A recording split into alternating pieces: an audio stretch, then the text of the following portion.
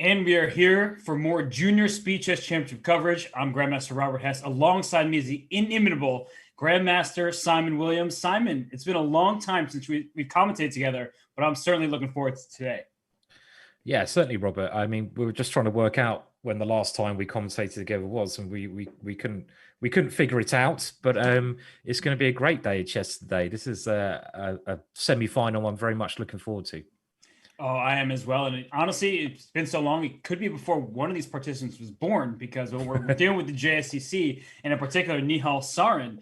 He is a young superstar from India. Haik Martirosyan is an absolute beast on the online servers, but he's 20 years old. He's too old for this at this point. And Nihal Sarin is just a young teenager, a superstar, both the present and the future of the world of chess.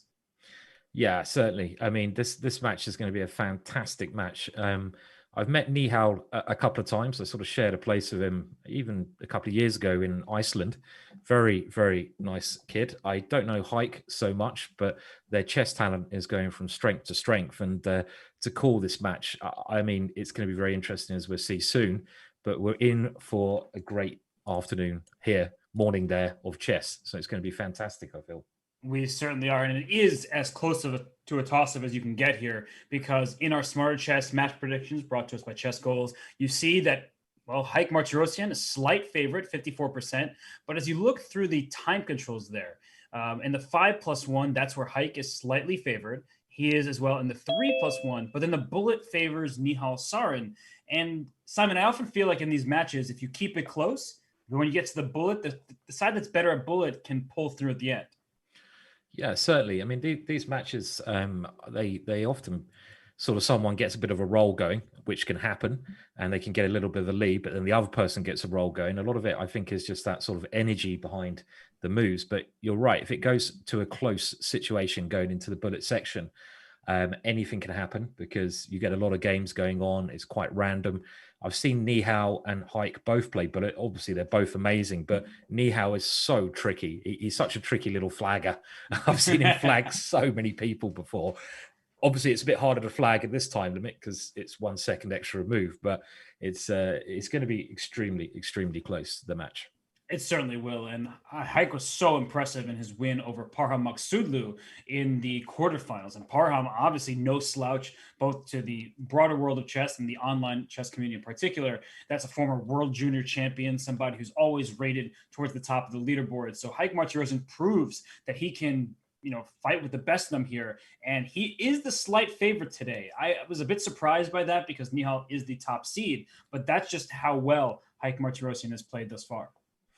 Yes. I mean, again, it could go either way. I mean, if I was going to pick someone, it really is so hard to say. I think it's who's going to be best on the day.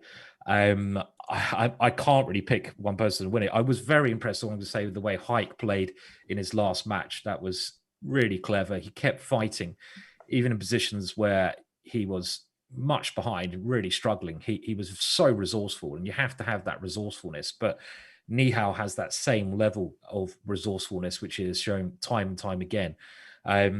If I'm looking at results at Title Tuesday events, I know they got the stats there, but I'm just doing this without any stats given to me. But I know that Haik is always up there at the top. Nihal has been, but Haik has been consistently there.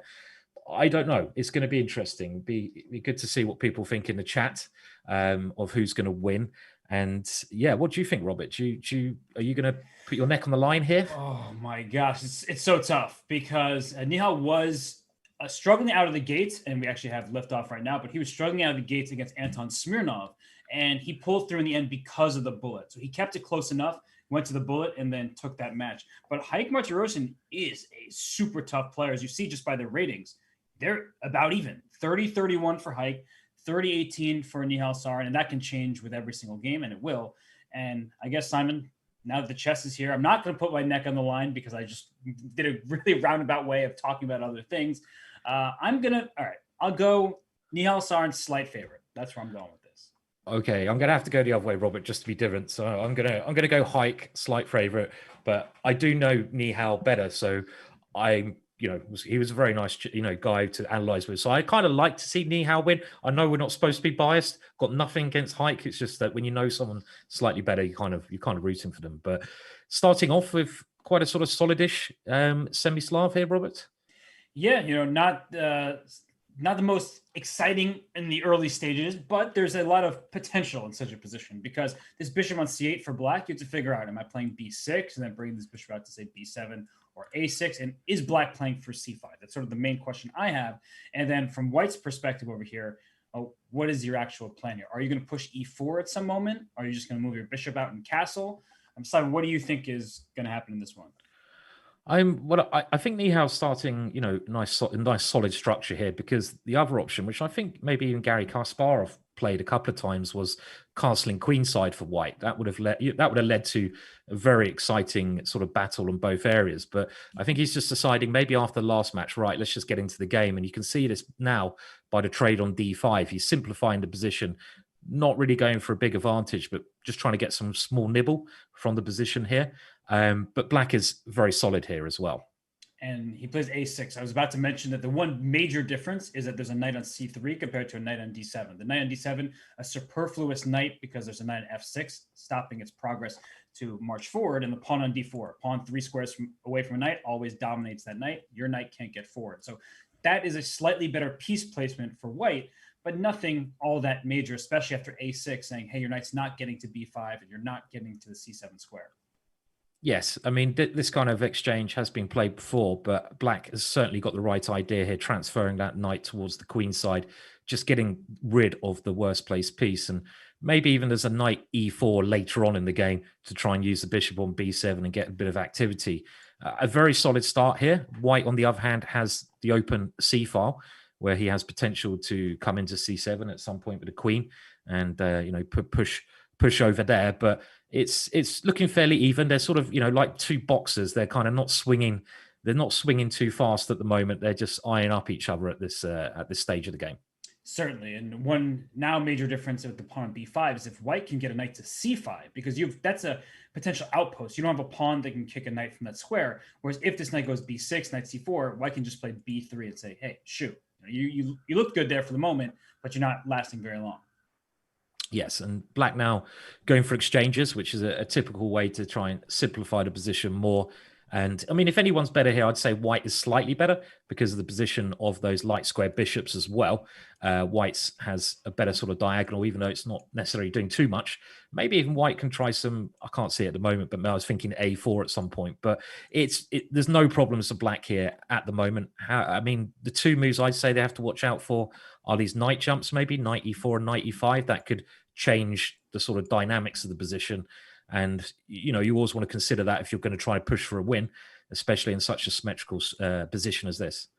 Yeah, and another thing I'll note is this rook on f8 would rather be on a8, because then you could trade on c1 and bring a second rook to the c file, whereas white can take on c8 and then replace the rook with his rook, and he actually does just that. So a slight lead in terms of who's getting into the action first, but will that be consequential? I don't really see how you take advantage of the fact that you're already on the c file. No, and now black is ready to play this rook c8 move and exchange off that sort of one advantage that white kind of had there, the open c file. White making exchanges on g3. I mean, the only thing I can sort of see maybe white trying to do is an a4 move later on to try and probe those pawns, but even that move seems a long way off. So I don't know. I mean, maybe if rook c8's played, can he exchange and go knight e5? That's something worth considering, but it's risky. Okay, black's played it very solidly here. Maybe queen d6 at some stage as well. Yeah, just trading everything off, Simon. But I do think that there's more life left in the position than I would initially care to admit, because this bishop on d3 is so much better than the bishop on b7. You mentioned this knight e4 idea. In endgames in particular, I'll just take your knight on e4 and play knight against a bishop that doesn't attack anything. So there is potential for black to initiate a wrong trade. Yes, and I suppose the other thing, as you mentioned, Robert, is if white can ever get a knight into c5, this is a square later on. That knight can maybe travel, to d2, b3, or something like this. You'll pitch it on the board, and black will struggle to exchange that whilst white can stop black's knights coming in. Maybe that b5 pawn's a little bit overextended. It's not much at all at the moment, but if I was white, I'd certainly want to play this position on for as long as I could, just to see if I can get anything out of it. I'm with you. And actually, I might even consider keeping the queens on the board. Queen d2, say, Wait a sec. That c5 square that we keep talking about, maybe I can get there going knight to b3 next. Especially now, yeah. Yeah, well, Yeah, king on d6, queen d2. I mean, yeah, come on. I need to get to definitely. b4 with check. What's your king doing out here? Yeah, Queen D2 looks like a really strong move here because he's played it. He's played it. I mean, Black's banking on the Queen exchange now, but with the Queen coming to B4 and the Knight coming to B3, this can actually be quite a serious advantage brewing here. With that Knight swinging in to one of those great squares on A5 and C5, and the Black King probably wants to walk its way back now. Put it back on G8. It's sort of done this walk to death there. I mean, okay, it's not going to get checkmated, but it can always come across annoying checks in this position here, which will gain white tactical opportunities. For sure. And you want to look at base pawns G7, F7. If the king goes to B8 and this queen does get to B4 and into square like E7, you have to watch out that you won't just lose some of your pawns on the king side, as well as the fact that this knight is coming to B3. Okay. And if you go knight to B6, you're welcoming my knight into B3 or this knight into E5 where I attack F7 right away. Simon, this is starting to look really, really good for Nihal. Definitely. I mean, now that knight has that opportunity to come into E5, maybe here, before Black can go knight on F to D7 or something. And okay, the check makes a lot of sense. And now the king, okay, well, he's building up the forces here. Yeah, queen and knight. This has actually all of a sudden changed massively for Black. Black should have played queen takes C1, got rid of those queens before venturing the king up to the board like this. Yeah, I mean, right now there might even be a bishop takes b5 check because once I take back, I check and hit your knight on a4. But you have to calculate. You don't want to, risk too much here as white by sacking a piece. But I get the feeling that this just works. Bishop b5 check takes, queen takes. You have to play bishop c6 in order to defend your knight. And then there's like knight e5 check and. Maybe, yeah, and he's got time to think about such a move as well because this time limit does give you that benefit here. And something like this could just be winning. As simple as that. With the Black King, again, you can see it just in this diabolical situation here. I mean, can you hold on? I mean, King D6 just doesn't look like it should hold on.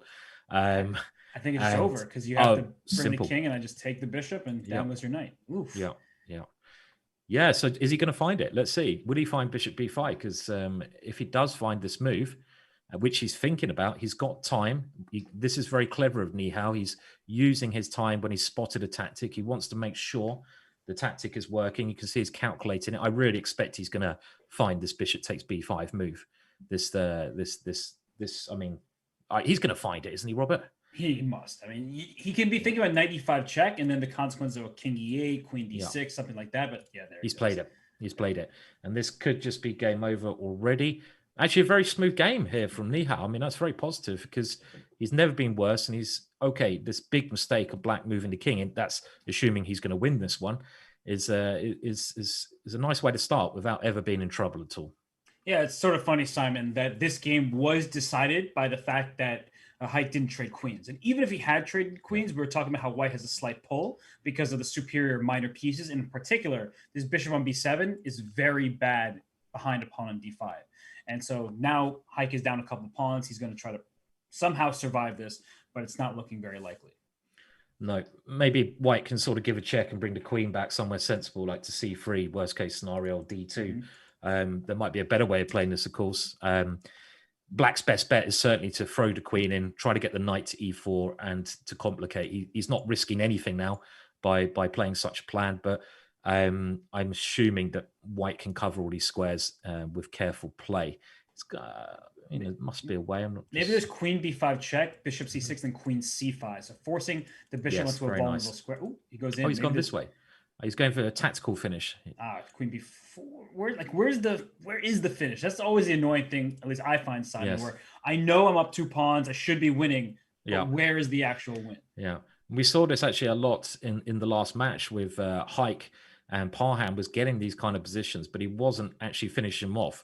And it's that finishing touch, which is just so important. And Haik was so resilient, even in these losing positions. I expect that Nihal will simply win because he's got this queen c1 move here. But Haik going for his best option. And again, this seems sensible to at least try keeping the queens on the board to complicate the situation as much as you possibly can. Very clever check there that you pointed out, Robert, putting that bishop on c6 where it's now going to be a target to attack. Yeah, and actually, this is another miss by Nihal. He could have forced the queens off by instead of Ooh, playing his queen back ooh. to D2, And look at the right? time as well. I mean, this is a position where, okay, of course you're winning, but suddenly there's a threat. Yeah, suddenly you could get mated if you're not careful. Huge threat. Yeah, knight Yeah, e4 is maybe a tricky move. Queen h1 check, forcing a block on the f1 square. yeah, But I mean, white has to push these pawns at some point. Not so easy yeah. to accomplish. I mean, White is doing well, but the time situation now, it is going to complicate this matter a lot. If he gets the queens off, he's laughing. If he gets the queens off, he's laughing. But he's got to work away or just maybe push the pawns. That's it. Queen f5. He wants to get his queen in this. Oh, king d1. Okay. That was Just stopping that move. Yeah, all these squares are covered Yeah. somehow. And a5, he's just pushing his a pawn. Like, can you just keep going? he wants the queen. Why not? And push it again. He's done it. Yeah. Queen a6. Oh, nice Oh, find. very Hits nice. the bishop. And Very now nice. queen b5 check and go into get into the position here.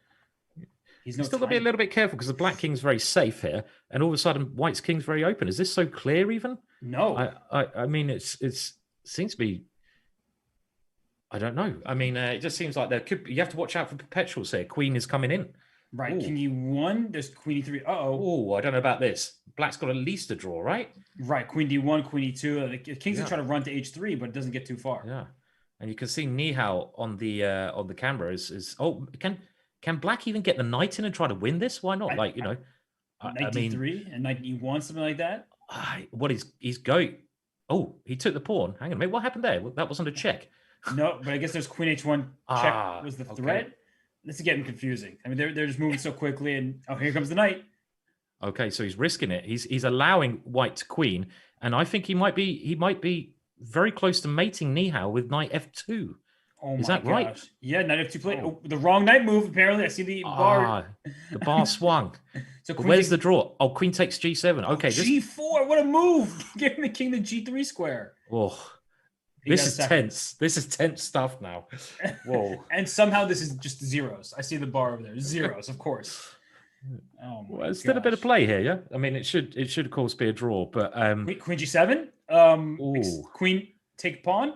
Queen f4. Why can't you go queen? Is that working? I don't know if that's working. I was trying to figure that really quickly. I didn't have. Yeah. I was too much. Yeah, queen f6. This is also working. King g3. And then king f4 after you take on b3, and you get made. This has been messy, Robert. Oh. This game has been incredibly messy. It's going backwards and forwards, and even here with 3 seconds each left, I mean, obviously white is pushing for the win, but can black hold this one? He's turned down the draw earlier on. It's been a turnaround. This one, every move pretty much. This has been absolutely wild, and I mean, Nihal was winning earlier.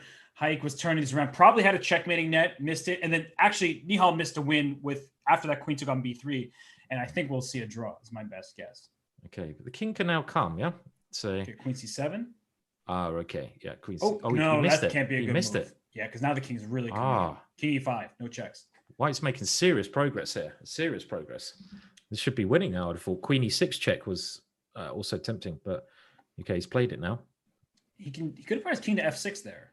Yes. King f6. There's no check. Yeah, and he's done it, and now he's threatening mating too. So this is the only move.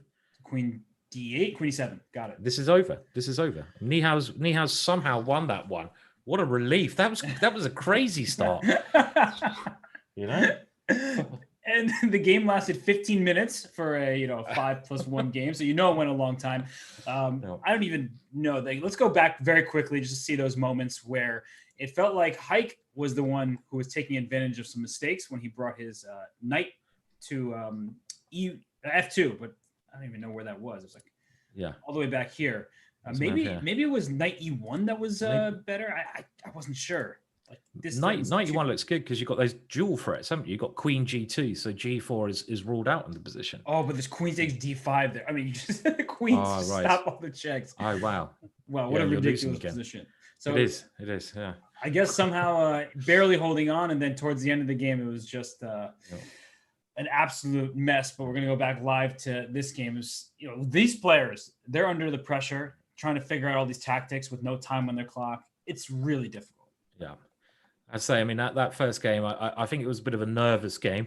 Both these guys obviously have a lot of respect for each other. They must do. And there was a lot of nerves shown there, but I think they're gonna relax down into their proper play sort of soon. They must be able to do that. This position, I suppose it's pretty standard, Robert. White's trying to rely on the two bishops here and his dark square bishop to get some advantage.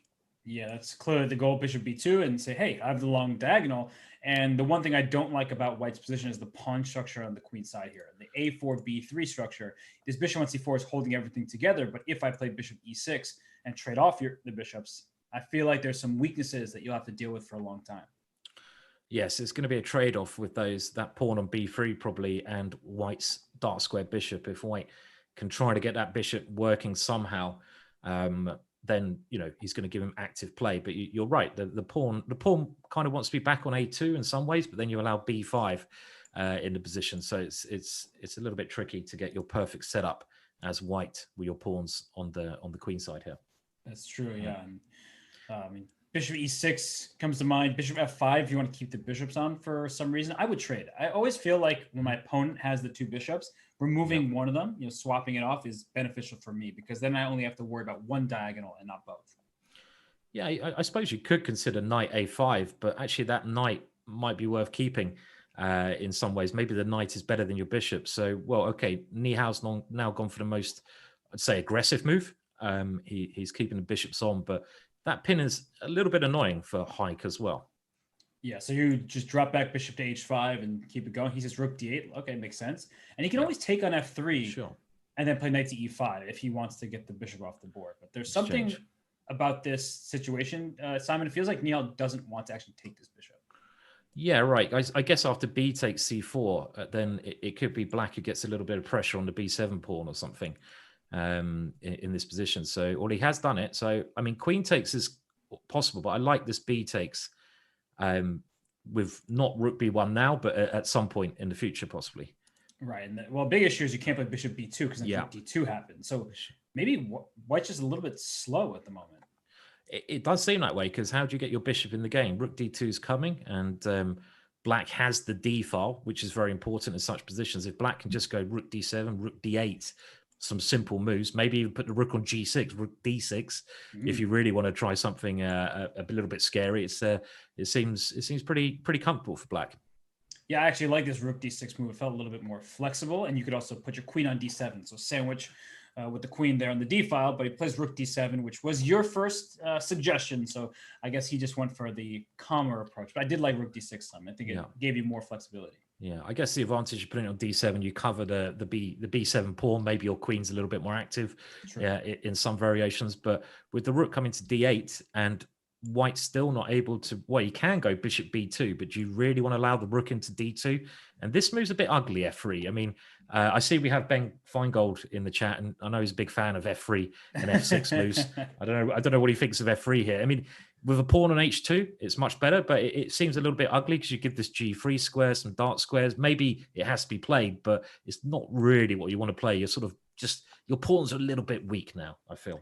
Completely agreed. And also, black's moves feel easy. Knight g3 is just the first move. It's not really requiring much thought. Rook to d8. If you attack my knight, I can always drop it back to h5 if need be. I can bring my queen into h4 to reinforce the knight and also put an eye on the c4 pawn. So I just feel like it's more, I mean, knight f5 now is possible, right? The e pawn is pinned to the rook and then bring my knight into d4. Very nice. Yeah, and he's played it. I mean, he's both these players, amazing positional players. I mean, they know where to put their pieces, and the knight on d4 is now going to dominate that bishop, and probably White's going to have to try to exchange that knight off for his bishop. Otherwise, there's no way you can get rid of it. So all the advantages seem to be on Black's side at the moment, and Nihal playing very well in this game. Yeah, he's getting off to a good start in the early stages of both games. And right now he plays, look at this, what a calm move, h6. That's very calm. I could put my knight on d4, but why don't I just make sure my king has some love so I don't get checkmated on the back rank in the future? I like that. That's class. Yeah. A Petrosian-like move. The old one. Yeah. So h6, just giving king a little bit of safety and not rushing the position. And now he has to move the knight here. So right. He brings it in bishop to e3, but that's the problem. And you were sort of highlighting this is White's best opportunity with the bishop is to take the knight. And, you take the knight, you give over the d file, or you even allow a passed pawn straight away with the pawn replacing the knight there. So White's prospects don't look very good. And now I'm wondering if Black should play f5 to open up new avenues of attack. Yeah, f5 is a nice move just to try and increase the pressure somehow. I mean, White's a little bit tied down. I mean, White would like to maybe try doubling on the B file because the one only target I can see is this pawn on B7. But doubling is going to take a bit of time, and your rook's well, you're leaving C4 on pre, so I don't even know if you can do that kind of idea here. But how does Black improve? Probably this F5 idea is correct. Yeah. Yeah, and I think important is even behind this knight is the D2 square. So like, let's say I play F5 and you take, I can even take with my knight because bishop takes C5 is met by rook D2, and I'm getting a Major pretty nice attack. initiative there. So Yeah. it just might not be so easy for White to figure out the consequences, but I actually like the way Nihal is doing this. Is he's saying, you guys keep suggesting moves that are a little more ambitious. I'm going to sit on the position and ask Haik, what is your plan? Because I don't really see one from White's perspective here. Yes, and obviously now F5 is much stronger because White can't even take the pawn on F5 because the bishop on E3.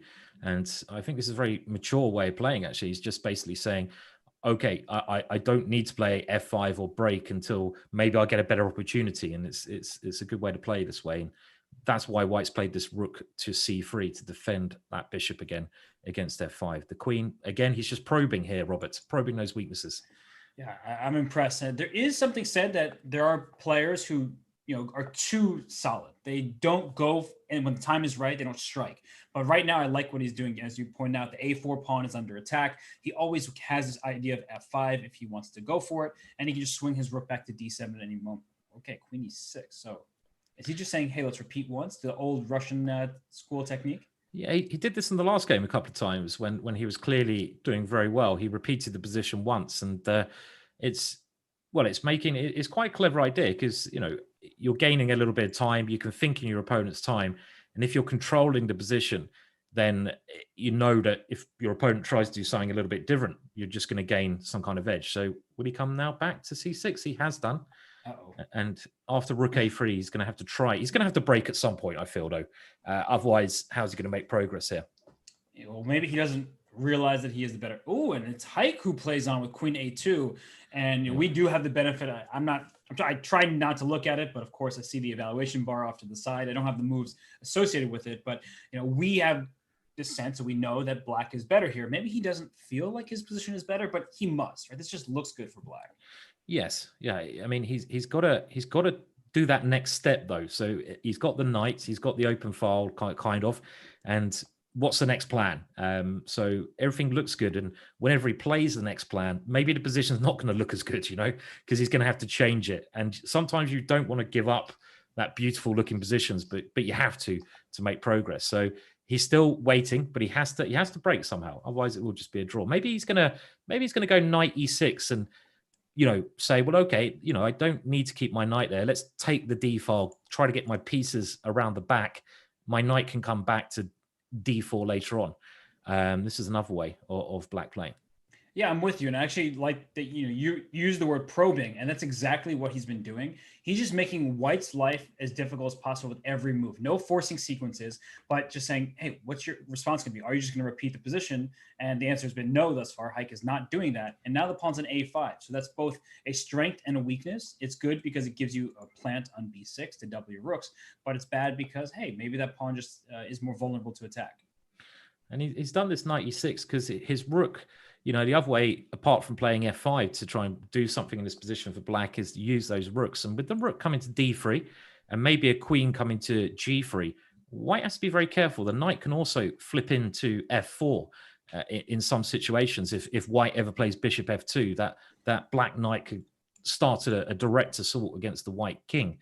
So I'm expecting something like rook D3, and I like this very, very patient play from Black. And we often see this. I think one mistake a lot of players make is when they have a good position, they do want to force the game. They want to force the pace. But actually, it's much better to wait for your opponent to make a mistake even, because they're in an uncomfortable situation. As soon as you force the pace, it makes their decisions a lot easier to make.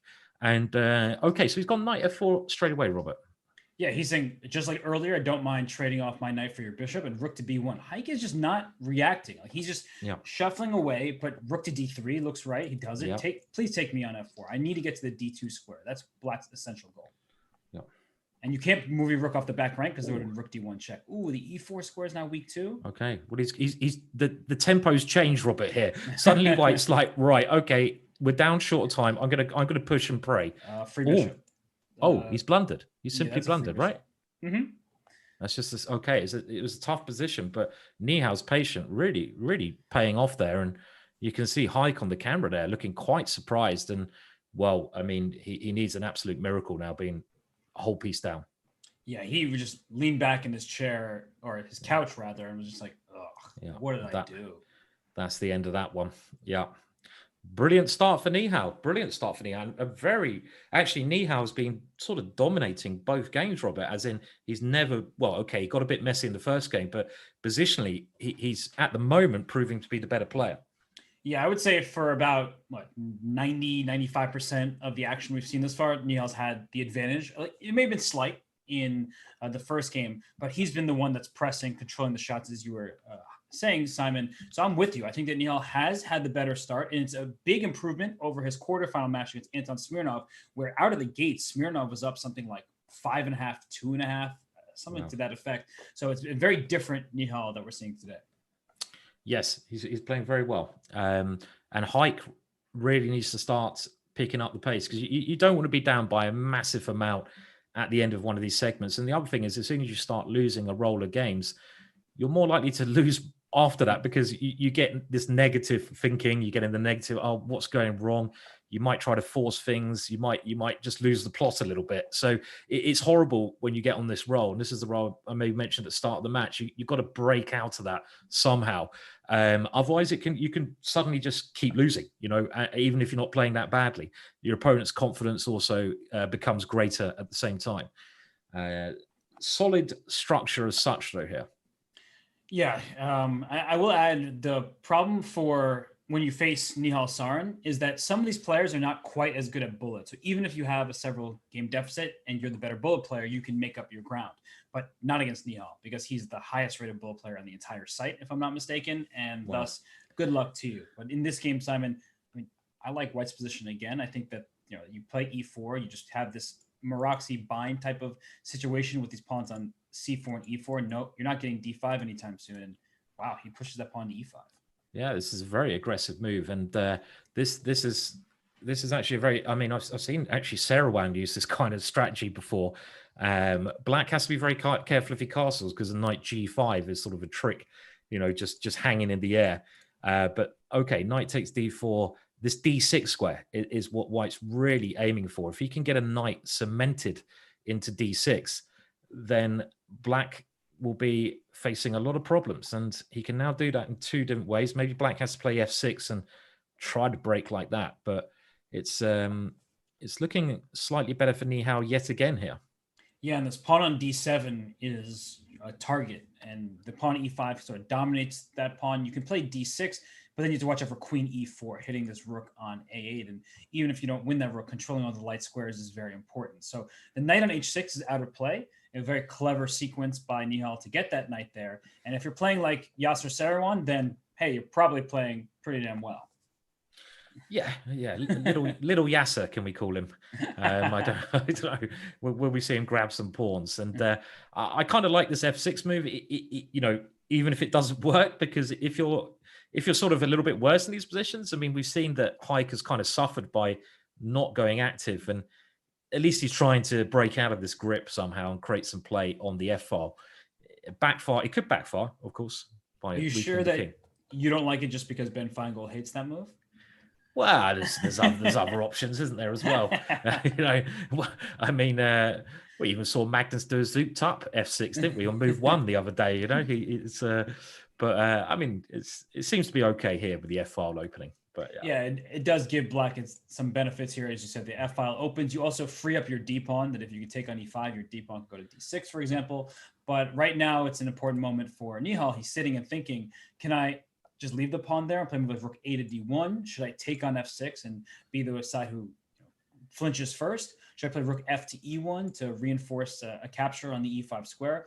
All of those moves look good to me, but I'm not sure which one is best. And he does take on f6. So he's taking it just to relieve the pressure. And again, he's playing very solid, Nihal, very solid chess. I mean, he's not taking any risks.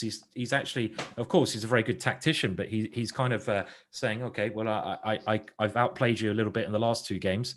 I'm going to put my pieces on these good squares. And this might be a case, Robert, where the central pawns are supposed to be better than wing pawns. And you can see that black has 2 central pawns, but that's not always the case. And sometimes when they're on open lines where white can just place his rooks to oppose them, they can be more weaknesses than strengths, especially if they're not mobile. And those pawns are not really mobile. You can never really push them too far without them becoming even weaker. So it's still an advantage for white, that's for sure. And uncomfortable for black to get his remaining knight out as well. Totally with you. And you're absolutely right that in the earlier stages of a game, having the pawns in the center should be good because you're restricting your opponent's pieces, what your pieces want to be in the center. But here, that's not the case. Any pawn move leaves a huge hole. E5, oh, give me that D5 square, right? I'll just go knight B5. I can bring my knight into the D5 square. If you play D6, you already drop a pawn. But even if you were not dropping that pawn, the C6 square is also becoming under white's control. So you just don't have the pawn moves that you would like. And those pawns are going to be victim to attack in the very near future. So A6, I mean, that's just kind of a move. Is he playing Rook A7 next? Maybe he's going to try B5. Can he play B5? I mean, he's gone Rook A7, so he wants to put it on C7. This is, and then maybe he wants to go Knight C6 so he can try to take with a Rook, but it's uncomfortable for black. This very uncomfortable. It's a slow approach where even if you get, like, let's say I give you those 2 free moves, you go Rook C7, Knight C6 all at once. Then what? I take you on C6. You still have to take with your pawn because the Rook is needed to defend the D7 square. So Knight C6, I just take, and you'd have to take with the pawn. You lose E6 anyway. Oh, this is just no fun. I mean, the way Nihal is playing as well. I mean, okay, he's kind of making Haik, I'm not going to say look bad, but look bad a little bit. But he's not bad. He's a fantastic player. He's over 3,000. But Nihal is just keeping control.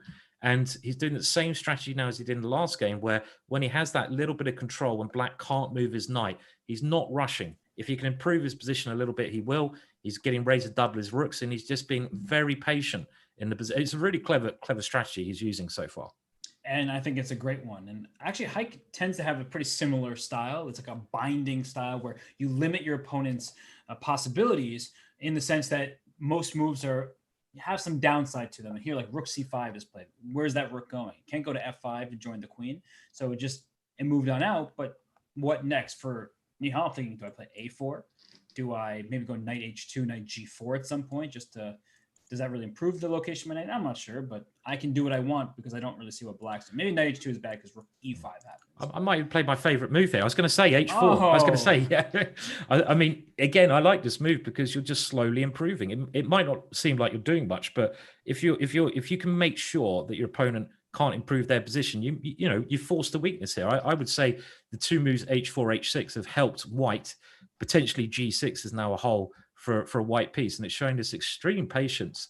And again, a lot of people watching the show, one thing I would say about lower rated players that they can improve on the most is looking at your opponent's ideas. And when you realize that they're actually struggling to find a plan, you'll realize that you don't have to force something. You can play these like moves and sort of say, right, I'm waiting for my opponent to do something dodgy while I'm improving. So this is really, really patient play and nice play. It certainly is. And it's funny because Nihal is playing like both of us. I said A4, you said H4, and he said, why not both? That's how much time he has in this position.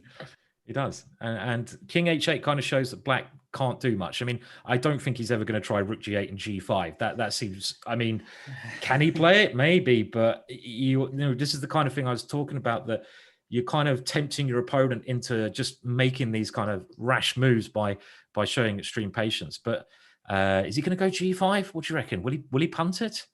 I think that it makes your position closer to losing than anything beneficial. But what else can he do? I mean, what else can he do here?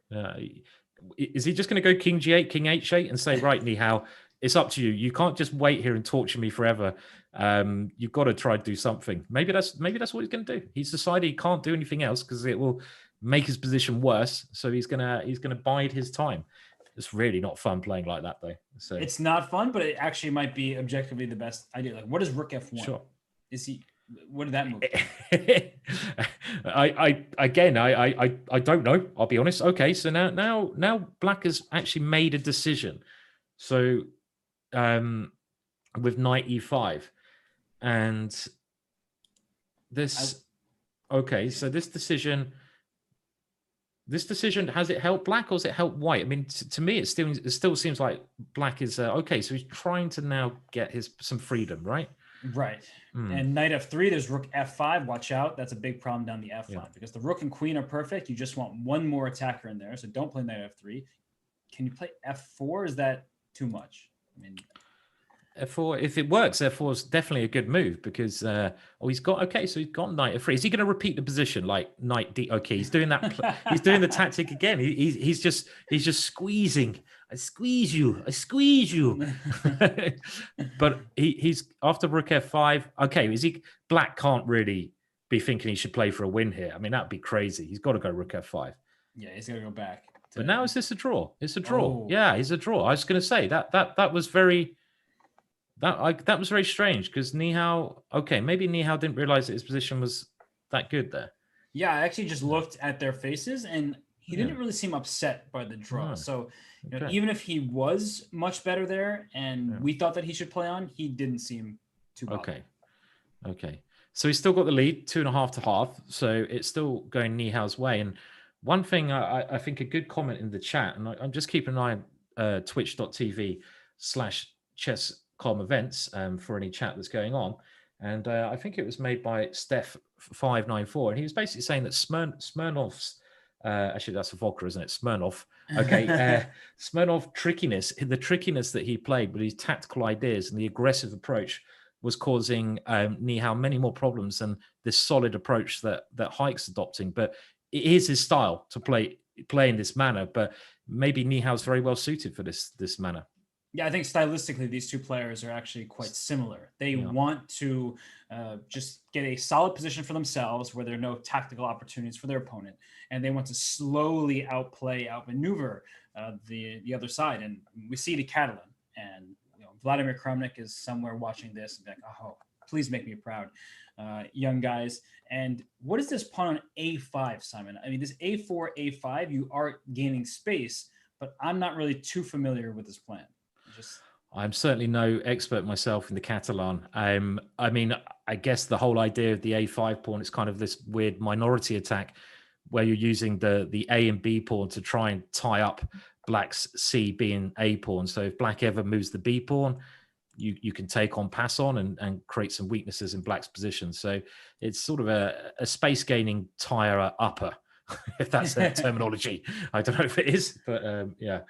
Okay, well that's the position's now changed somewhat. Yeah, now the A pawn looks very good to me. Okay, it's funny because now that Black is the only side with a dark square bishop, I'm like, is it maybe potentially bad?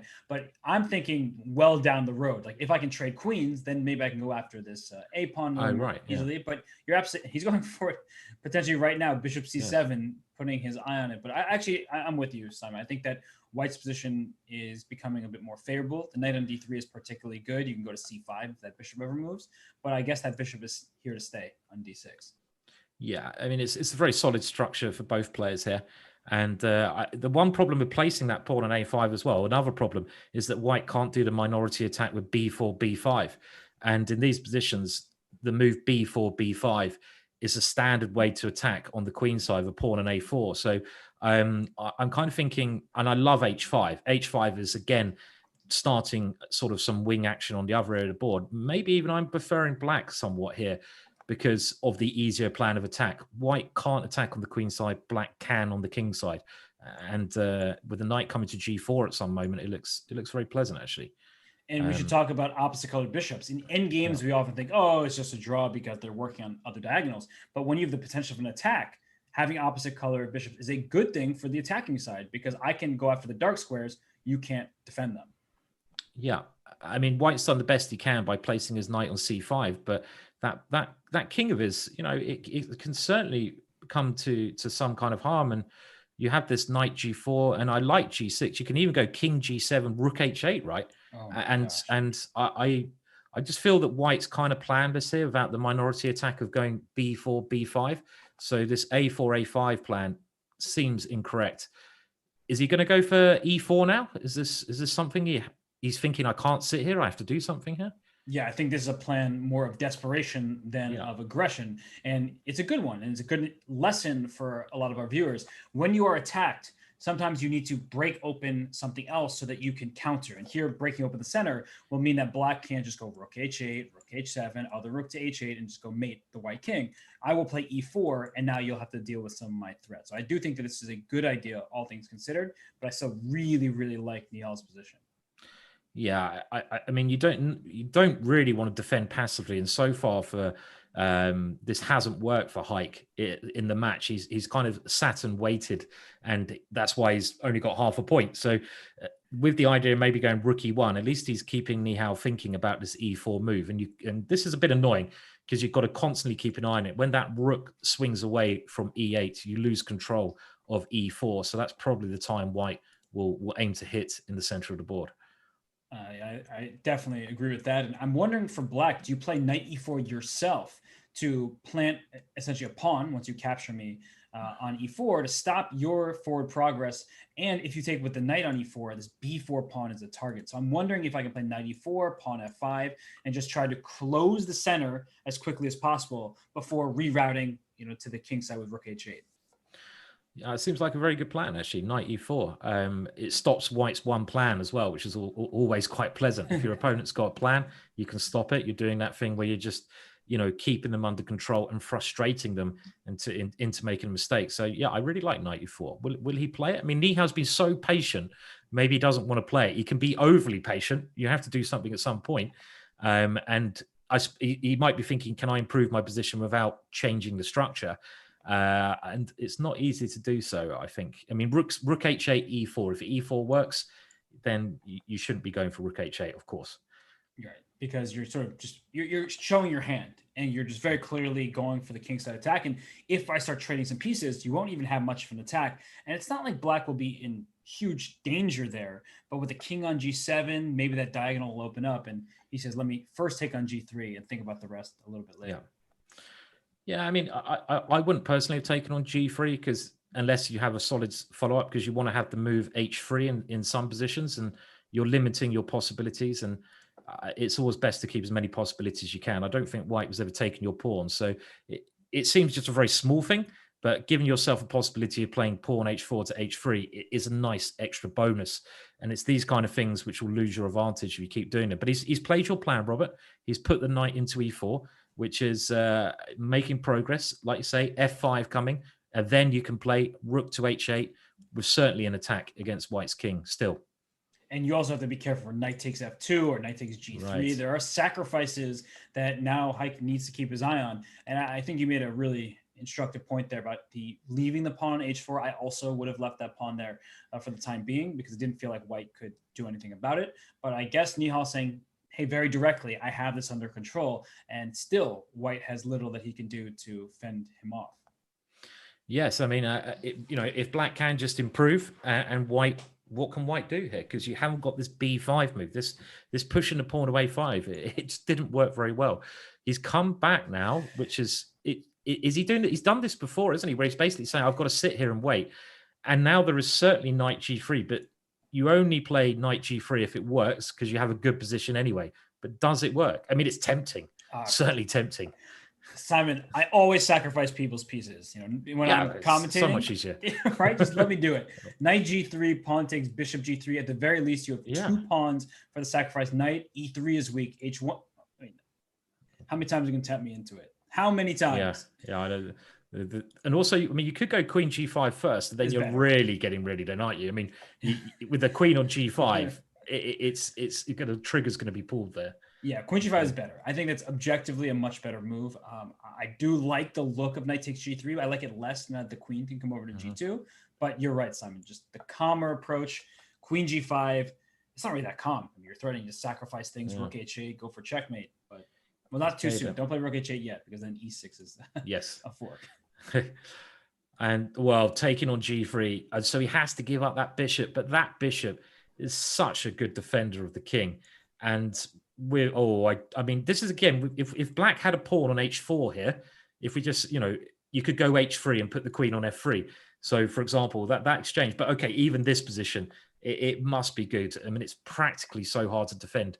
Do you play with rook f3 or do you play rook h8? I'm not sure here. Well, neither yet. Neither. Good point. Oh, careful. Maybe rook e7 first, I guess. Yeah, I don't know. Queen f5 is a good move because you Good give move, yourself the control over e6 and the potential for all directions. But maybe Haik is defending this. I don't really see a way forward, at least not that easily for black. Maybe rook f7, rook f8.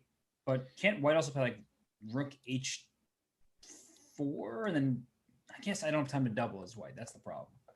Yeah, I mean, if white can double on the h file, it's white who's going to take over the initiative, and he's definitely done a good defensive job here.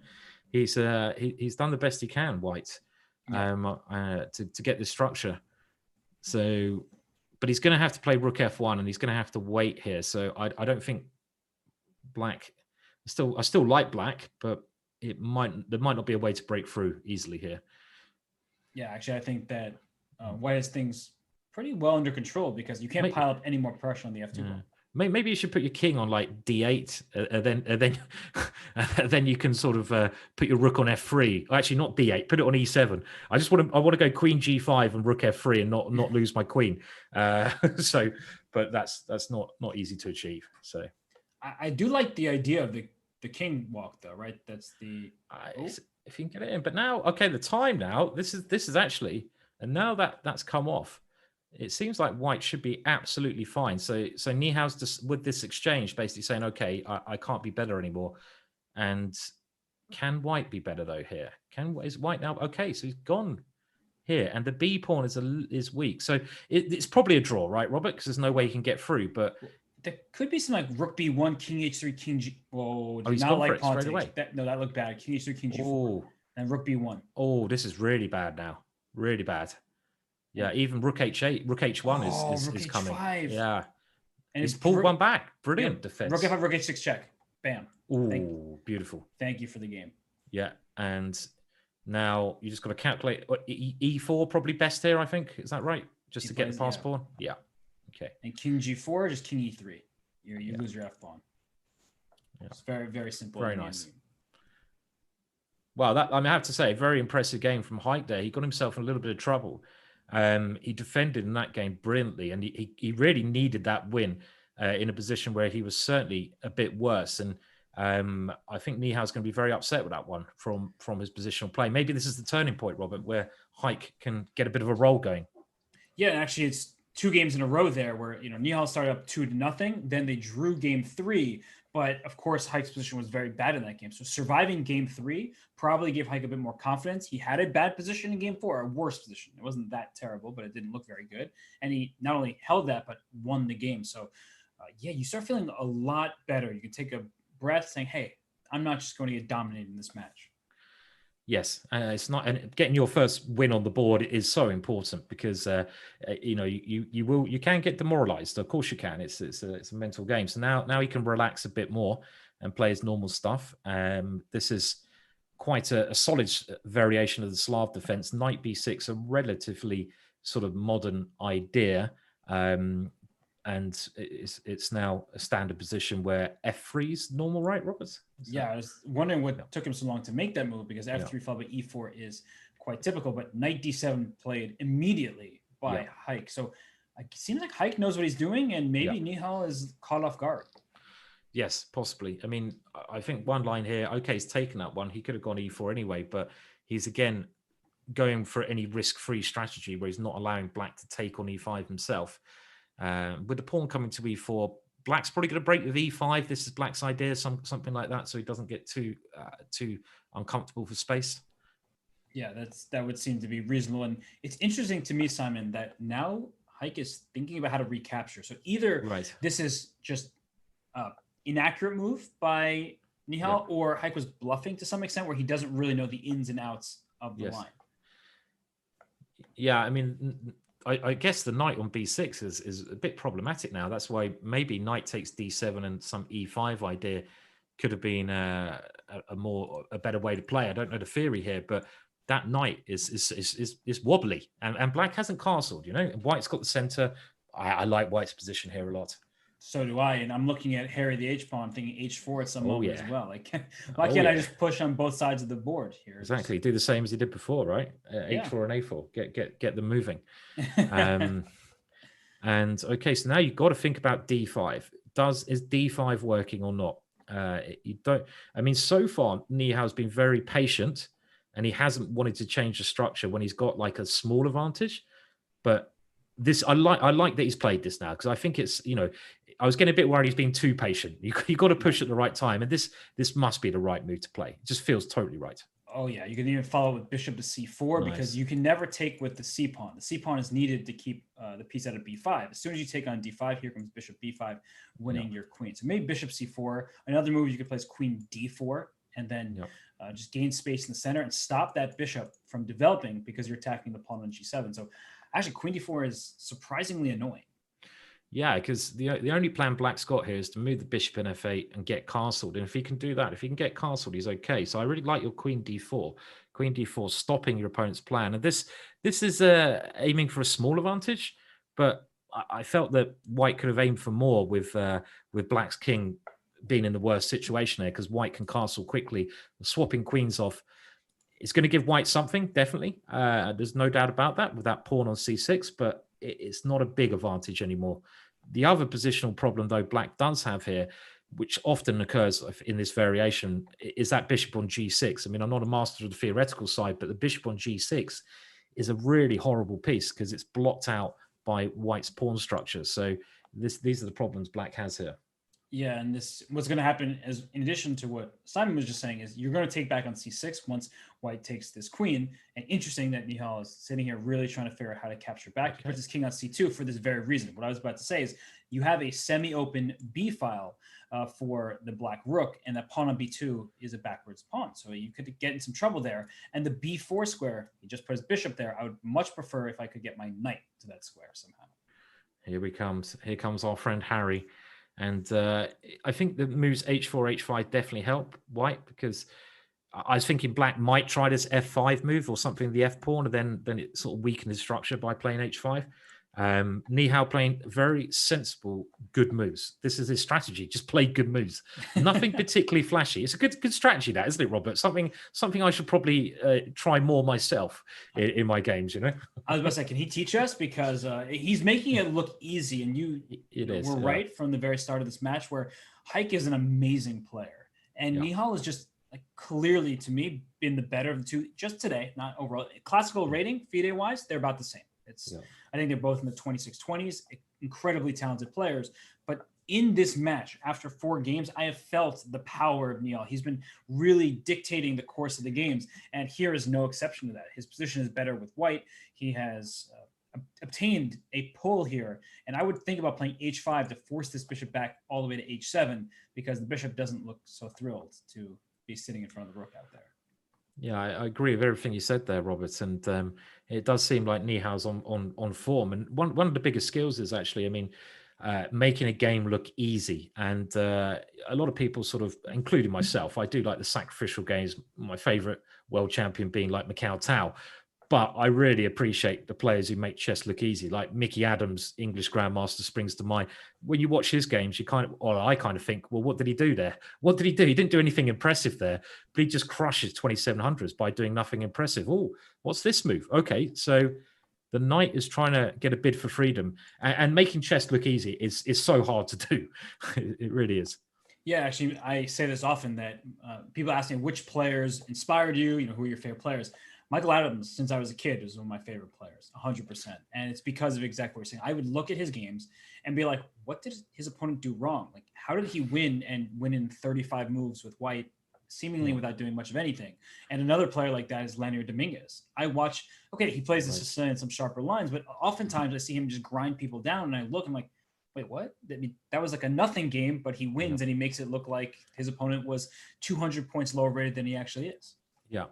Yes, when you're not sure, and I mean, when you lose a game yourself, like if I lose a game and I know I've done something wrong, it's like, okay, I can sort of get over that in the future. But when I've played Mickey Adams before and I lost a game, I'm like, hang on a minute, I don't think I did anything wrong there. How did I lose? And I'm like, wow. And I'm like, and it really confuses me. I'm like, don't do that to me. It's not fair. Don't show your strength so much. And it's like, wow, it's really impressive. He's really impressed me. So go and check him out if you don't know him. Mickey Adams's games. So Yeah, honestly, players like that just make you feel like you don't understand chess, and that's yeah, that's such a bad feeling. It's like, wait, but yes, I have this title next to me. That's a yeah, grandmaster title, I know. but you just made me feel like I'm learning the game anew, and it's honestly Mhm. refreshing, and that's why I love Yeah, studying their games. yeah, And Nihal Sarin right now, he could try to do that with the white piece in this game because now that black is castled, but this bishop is stuck out here on h7, you have to like white's chances here to sort of grind Haik down. yeah, certainly. I mean, black has this one idea of trying to do something on the B file, but this is very easy to defend. And black's pawn structure is worse. The pawn on A5, the pawn on C6, both potential targets. And I think Nihal was trying to go knight E2, maybe knight D4, just trying to find somewhere for that knight. It's one idea. I also quite like the idea of just going G4, but maybe he doesn't want to give away some squares there.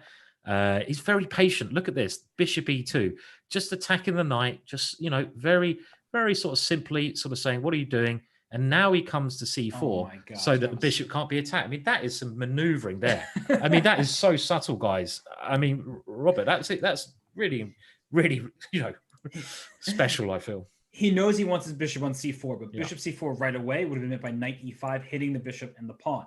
So he retreats his bishop first, and then, that's just wonderful play there. And black is trying to make progress himself. He's attacking the pawn on a b3 here. I play rook to b1, which is a very Nihal type of move, right? Just like quiet, don't take on c5 yet if I don't really have to. He does take on c5, but rook d1, which how can you blame he's him? got to watch his time, hasn't he? Again, I mean, I know he's very quick, and he has given up the bishop pair, Robert, but the bishop on h7, it's not a big deal. I feel the bishop on h7 is really bad, but he's got to just keep an eye on his clock. You can forget about it.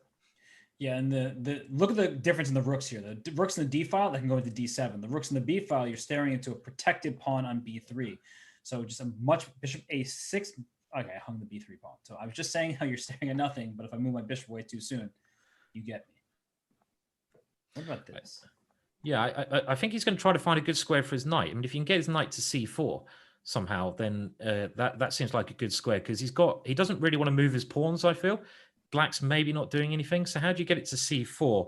Not easily. Maybe knight B1. Is this a Nihal move? Knight B1, D2, C4. That's the kind of thing I expect Nihal to play. Okay, Black's done something drastic though. He's done something drastic. Yeah, I think E5 as well, just to trade the bishops and bring my knight into E4. So I think he does. Oh, very nice. Yeah, very nice. This is a much simpler way to play. And you do get rid of the bad bishop of Black's, but you gain this. I mean, now you've split Black's pawns on the king side as well. 5 seconds. Oh my gosh, he needs to move more quickly. This could be very bad for him. He's got to move. Oh, and now the king is coming. This is where Haik's dangerous when he starts to sniff that activity. And he's very good at getting. Oh, look at that by Nihal. The king is running right up the C file. Oh, nice move. Nice idea. Oh my gosh, that was like E5 only try. Yeah, very nice, Robert. Yeah. I thought that Haik was about to, take this one, honestly. And then he overlooks knight d6 check, and just here comes the very easy moves. King c5, king takes c6. Yes, that king f5 is just premature, and he didn't use his time advantage well there. I mean, actually, in some respects, this is a big mistake you can do over the board as well. And the big mistake is you can play badly in your opponent's time trouble. And in that situation, it was Haik who blundered in his opponent's time trouble. And this is actually an easy win. You get your rook behind the passed pawn. There's no way you can just stop the simple plan that Robert's pointed out. He's trying something. He's got to try something, right? Yes. And he's hoping, he has no time. Let me, try to trick him, swindle him here. But you can read David Smearton's book on swindles all you want. You're not going to get this one. You have to have a very big swindle here. Super swindle. Because, yeah. Here it goes. And king but these pawns are actually a little bit more annoying than I initially give him credit for. He's doing his best of making this a little bit. Okay, nice idea. That was beautiful. He's done it again. Little bit of very nice endgame play. These little moves which are sort of just to push your opponent's pieces offside. And that's wonderful. If E2, you go rook E1, and now this one is going to simply win those black pawns. H7. Or queen. Rook G1 check, and then you get your queen. Or rook E1, same idea. Queen me. Thank you. Wow. He has, I mean, the way he Wow. turned that around, but it honestly was Haik's fault. We'll pull up the analysis board just very quickly to show that position where, I mean, knight d6 check happened and then it all went south. So at this point here, instead of king f5, Simon, you're right. Just think a little bit. Maybe rook b8 and just avoid knight d6 so that you can even bring your rook to the king side with h4. It makes a lot of sense because White's pawns are on those dark squares, and that h4 move is a great lever to weaken them. And I think Haik would have been very much in the game there, especially using that time advantage in a sensible way if he hadn't played this king f5 blunder. And that's big. I mean, how much time do we have left? We have half an hour left, Roberts. And we kind of thought that, this might be actually a segment where Haik has to kind of win because we put Nihal at being the stronger player slightly in the bullet. I mean, there's not much between these guys, but Nihal is really, really jumping ahead, and it's 3.5, 1.5 already. Yeah, it's a super impressive start for him. And in this game, I mean, this is a little bit odd to me. Knight h5, bishop g5. It has, to some extent, a King's Indian vibe, but it's from the Italian game. So f5 is probably on the docket. That's what Nihal will try to organize here, move his king away from the g8 square. But this is strange to me. Yeah, I mean, I'm not an expert on these structures at all, and certainly not on this structure. I don't know.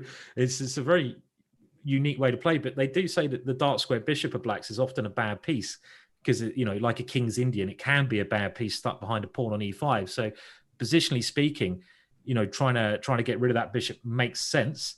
And with the knight coming into f4, I was going to say I like black's position, but I think it's kind of normal. White hasn't done anything wrong here, so again, White can't be doing badly, surely. So you're saying we should call it Mickey Adams because White hasn't done anything wrong, but sometimes the game ends even when it feels like that's the case. That's it. Yeah, I mean, get a Mickey on the dog and blower.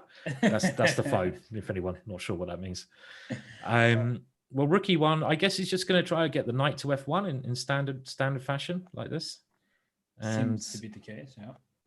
Okay. You want to play d4 for White, but right now Black has too many attackers on the square. Yeah. And is Black going to try to? Okay, I was going to say Black could go super aggressive with g5 and try to get h5 g4, but I don't like this with the f5 square.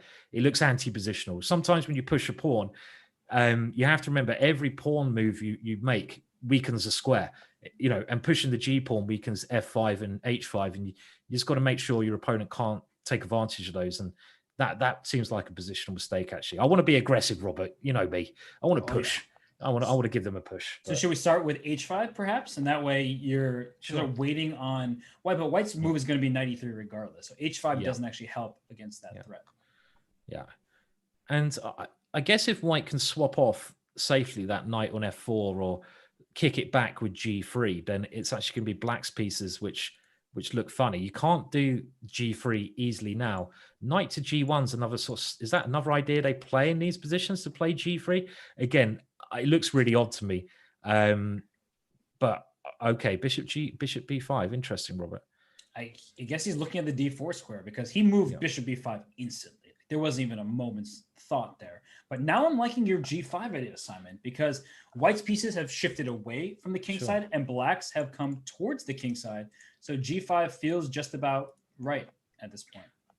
It's a very practical move, isn't it? I mean, in this time limit, it's much more fun to attack. We haven't seen Nihal go for these kind of attacks, so he's doing it in more Nihal style, just putting his pieces on good squares, not committing to a pawn move that might weaken a square. It's very, again, it's so mature way of playing, but I don't think I'd be able to resist pushing those kingside pawns in the position. I think they'd be launched a couple of moves ago.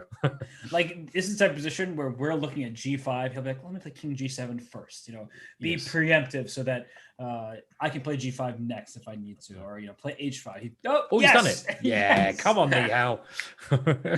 At last, he's decided it's time to have a go. So is this a good move or a bad move? That's what we're going to find out very soon, right? It looks to me like it's a good move because this knight on e7 can come to g6 and then watch out for sacrifices over there on g2 and f2. That's what I'm looking at. h5 as well, right? This does resemble one of my favorite openings, the so-called black line, which is this kind of very dangerous club player opening where you play like the sort of this setup with black with a knight on f4, and you just try to blow white away by playing h5 g4. And again, it's whoever's the other thing in chess is you don't necessarily always have to have the advantage to have the better chances. You have to have the position that is easier to play. And even if the position is slightly worse for you, if your position is easier to play, it's quicker time limits, even more so.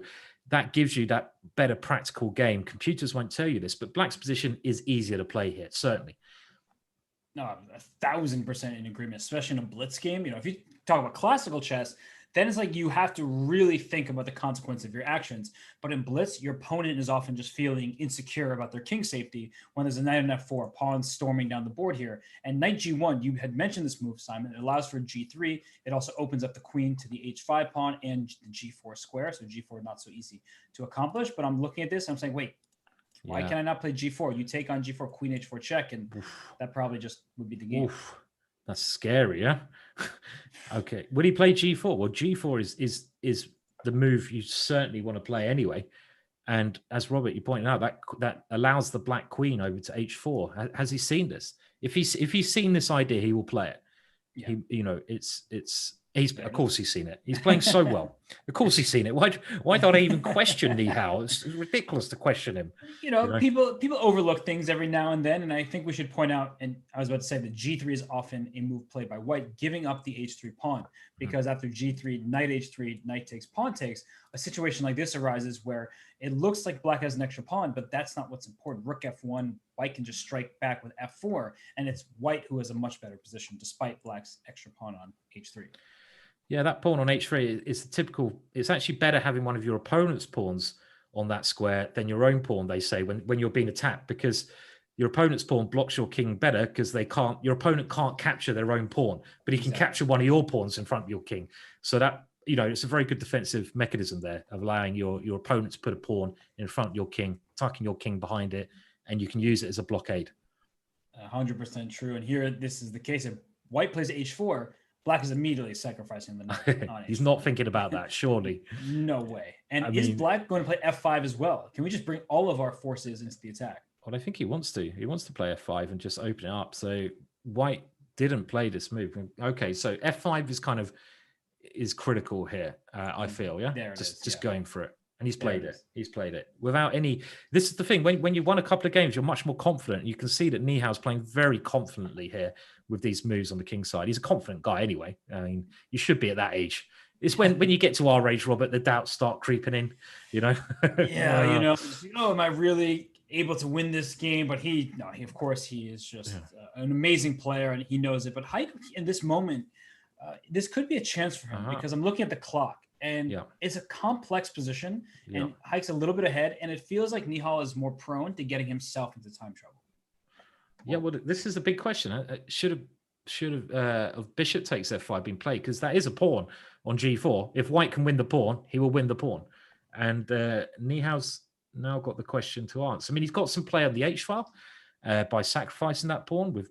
Maybe he should have gone king g7 earlier, Robert, right? Because if he'd have gone king g7 earlier and this same kind of mess had occurred, he would have rook to h8 in a lot of positions. But, Maybe actually, because you said king g7, maybe knight h6 is a clever move here. Because I'm giving you my pawn on h5, but I'll throw in a knight g4 check.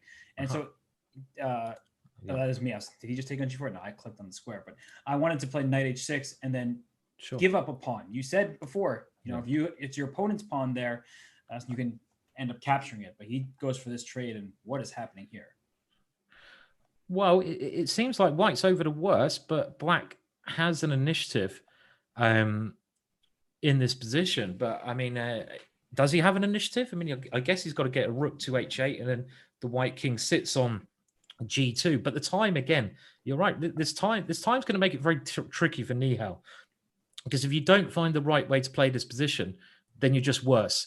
And does he have a good move now? How about knight g7 with a queen? Can I take on g6? Queen h3? This is getting... wow. This is good. He's got 3 seconds. Yeah, he's got to move. He's got to move. Okay. Now that could just be over, right? Yeah, that is over. He okay. Gave up, a piece. Wow. That went downhill very quickly for Nihal. So, I mean, really well played by Haik to, again, his defensive skills have proven to be quite impressive at the moment to keep himself in this match, and he should win this one now. Yeah, he's up a piece, and he's using his time wisely, which he did not do in the previous game where he allowed that 96 check. So that was a good pause by Haik so that he could just convert his winning position. Yeah. So White's a piece up, and White's also got this very clever knight g5 move, rook h1. So it's nice being a piece up when you have the attack as well. And he's going to be 2 pieces up there. So that was a really important game there for Haik, Robert, I think, to get back into. Nihal seemed to play very well, but he spent a lot of time and he didn't find the right blow later on. Yeah, he's just been doing that in several games now where he's had a good position or a promising position. And yes, it's super complicated. He's trying to figure out the exact right move, but he's getting himself in too much time trouble to finish the game off. So yeah. I do think that Haik has proven very sturdy in time trouble situations for the most part. And Nihal, of course, still has the lead, but I would keep an eye on that, Simon, especially as we get into quicker time controls. Yeah, I mean, Nihal's going to have to up the pace in the next game. I mean, the next segment, the 3-minute segment. And let's remember, if Haik now wins this game, he's leveled the score. So it's kind of pretty much standard position where White's meant to be a little bit better, because this is one case where the central pawns are good. If you can remember us talking about central pawns being weak before, in this situation, as Robert pointed out, those pawns grab a lot of squares and White can sort of put his pieces behind them and they sort of can slowly move forward. So it's certainly a little advantage for White, but Black's going super solid here. Right. Maybe we've seen the game that Nihal lost there was when Nihal didn't go solid. Maybe Haik should be trying to get Nihal out of these super solid positions. That'd be my little bit of advice. Try to mix it up a little bit more against Nihal. That'd be, if I was there able to give Haik advice, that's what I'd say. And that was actually one of the comments you read earlier, was saying just as much as Smirnov gave Nihal some issues because he was playing more tactical positions and tricky in a sense. Yeah. And here, Haik keeps going to these very not casual positions, but more closed positions where you're looking at the little pawn breaks rather than any kind of sacrifice. So the last game was different because that did get tactical and Nihal spent too much time. And here we have just a nice little positional advantage for White with a rook on d1 and a queen on d8. The rook almost always wins that battle. Yes. Okay. So c5 has been played and the rook went to d1 to try to stop such a break as this, but you have to now take with the bishop. You'd rather take with the knight. And now, okay, knight comes in. There's some knight h7 stuff, it looks like. Right. And you got knight e4 as well. That's the positionally sort of founding of it, just to centralize that knight at the same time. Yeah, I'll just show very quickly. Like if you play rook to e8, I think just take your pawn on h7, because after we trade everything out here, I have queen d3 check, winning the knight on d7, not defended. So I can win a pawn in that manner. Right. So rook e8 also doesn't make too much sense, but just trying to show one of White's ideas tactics. So h6 was played. And just kicking that one away and now centralizing. The d6 square is White's for the taking. You can take this bishop on z5 for the 2 bishops advantage. I definitely prefer Nihal's position. I think he does too, because he's well ahead in the clock. Yeah, I mean, one thing he's always got here, he doesn't maybe want to grab the bishop on c5 because suddenly Black's knight on d7 comes to life. We talk about the advantage of the 2 bishops, but you don't always want to do that. Sometimes the knight can be better here. This is a standard-ish position. Black can't be doing that badly either here. White, what's White doing? Can he get a kingside attack? I mean, again, I'm always looking at the king. This is one of my problems. I need to grow up a little bit and play like Nihal. I need to play like my juniors, not my seniors. Learn from the juniors, not the seniors. But something I'd be thinking of here is rook ac1, bishop b1, queen c2. But maybe it doesn't even do anything. But I just like getting that diagonal towards Black's king. Probably a better way to play though. No, that does make sense. And also I'm looking at the d6 square. Can I throw in knight d6 right now? Because to some may look, wait, you're just giving me a free piece. But just to, of course, show you that you can't take on d6 without losing your queen. I said rook always wins the stare down with the queen. Bishop h7 check, gets rid of the bishop, and thank you for the queen. So Knight d6 is a move that you can consider here. It doesn't really do much. It attacks the bishop. The bishop can just move away. So I'm also needing to grow up for my one move threats. Well, we all love a cheapo, don't we? I mean, unfortunately, we're kind of trained. Well, we're taught from a young age, don't go for scholar's mate because it's stupid. But we all love a cheapo. Everyone loves a cheapo. No matter what age, you can't get out of that habit. And I certainly can't. If I see a little cheapo, I'm very tempted to give it a go. But you should never do cheapos. It makes your position worse. This is a big problem that I think lower rated players play. They play sort of tricky moves and they're hoping their opponent doesn't find the right answer. You should always assume your opponent's going to find the right move. Always. It's the only way to improve, even if you get your cheapos in. So, and I just saw the evaluation bar shoot in Black's favor after this A4 move, because after B4, I wonder if Nihal missed that for A5, there's just Queen C6, and there's a checkmate threat down on G2, in addition to the knight on C3 being under attack. So essentially A5, Queen C6, you would like to take on F6 with check, but after the knight takes back, you can't block my checkmating threat down on G2, and your knight is in trouble. Yeah, that's a nice plan, that one. And all of a sudden, that means Black might be gaining the initiative because White has to take on F6 and put his knight on this bad square. Okay, if that knight gets to C4, he's okay. But Black has the activity. This might be his chance to try and do something before White can play these two moves. So he's done it. Queen C6, threatening mate. Good move. Don't blunder that one. So don't play knight to D2. You need to protect the actual G2 square. F3 weakens E3 and may allow a knight D5 move. So Queen F1, sad, but yeah, this is looking really good for Black now because White's pieces are just not really sitting pretty. And is he just giving that pawn? He did, yes. Okay. I would definitely take it and wouldn't think too long about it. So he does take it. And I think White is even forced to trade the queens. Two bishops. And now the bishop on D5. Look at that piece. That's a lovely piece. I mean, now that Black's got rid of the E-pawn, that bishop on D5 just is probably the winning piece. Yeah. Must be the winning piece. So. You would need to put that E-pawn back and play E4 to kick it out. You don't have an E-pawn, and this is just horrible for Nihal. It is. And this should level the match, this one, which is, I think we've got time for probably just one more game after this one. So it's a very close match. And, we were saying how well Nihal's been playing, but Haik's been doing his stuff. And this game's shown his kind of style of just playing this way where he's playing sensible moves and he's taking his opportunities when he gets them. He's defending very well.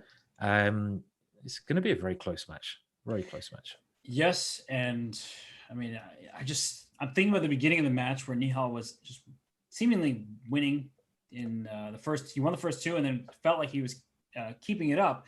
And then game 3, when Haik held that draw, and then in game 4, when he turned a disadvantage into a win, it does just seem like Haik has been playing better in some critical moments in recent games, and here is no exception to that. I mean, look how long I'm looking at the time here.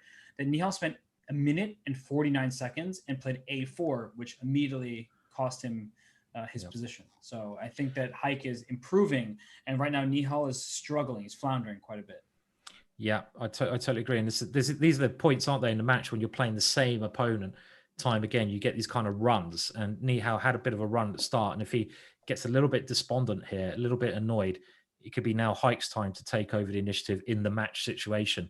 He's going to level it with this, probably, like we say, one more game after this left in the 5-minute section. I mean, Black's a pawn up here. The bishop on D5 is great. Bishop on C3 is great. It should be quite simply winning as long as Black doesn't, as long as he doesn't do something silly here. And he went knight F1, knight C4. You were allowed to be capture on C4 with check, but his idea clearly is to go knight to E3. And if rook to D7, you still have knight E3. So that's what I was hoping for. And I guess there are some outside opportunities to hold this game. They just don't feel very likely because if you can trade off maybe a pair of minor pieces, then you're only down one pawn. And there are certain end games, right, Simon, where you're down a pawn, but you still have very good chances to hold, especially in like rook in 3 versus rook in 4 type of situations. Yeah. Black's still squeezing away though. Knight E3 is a good place for the knight.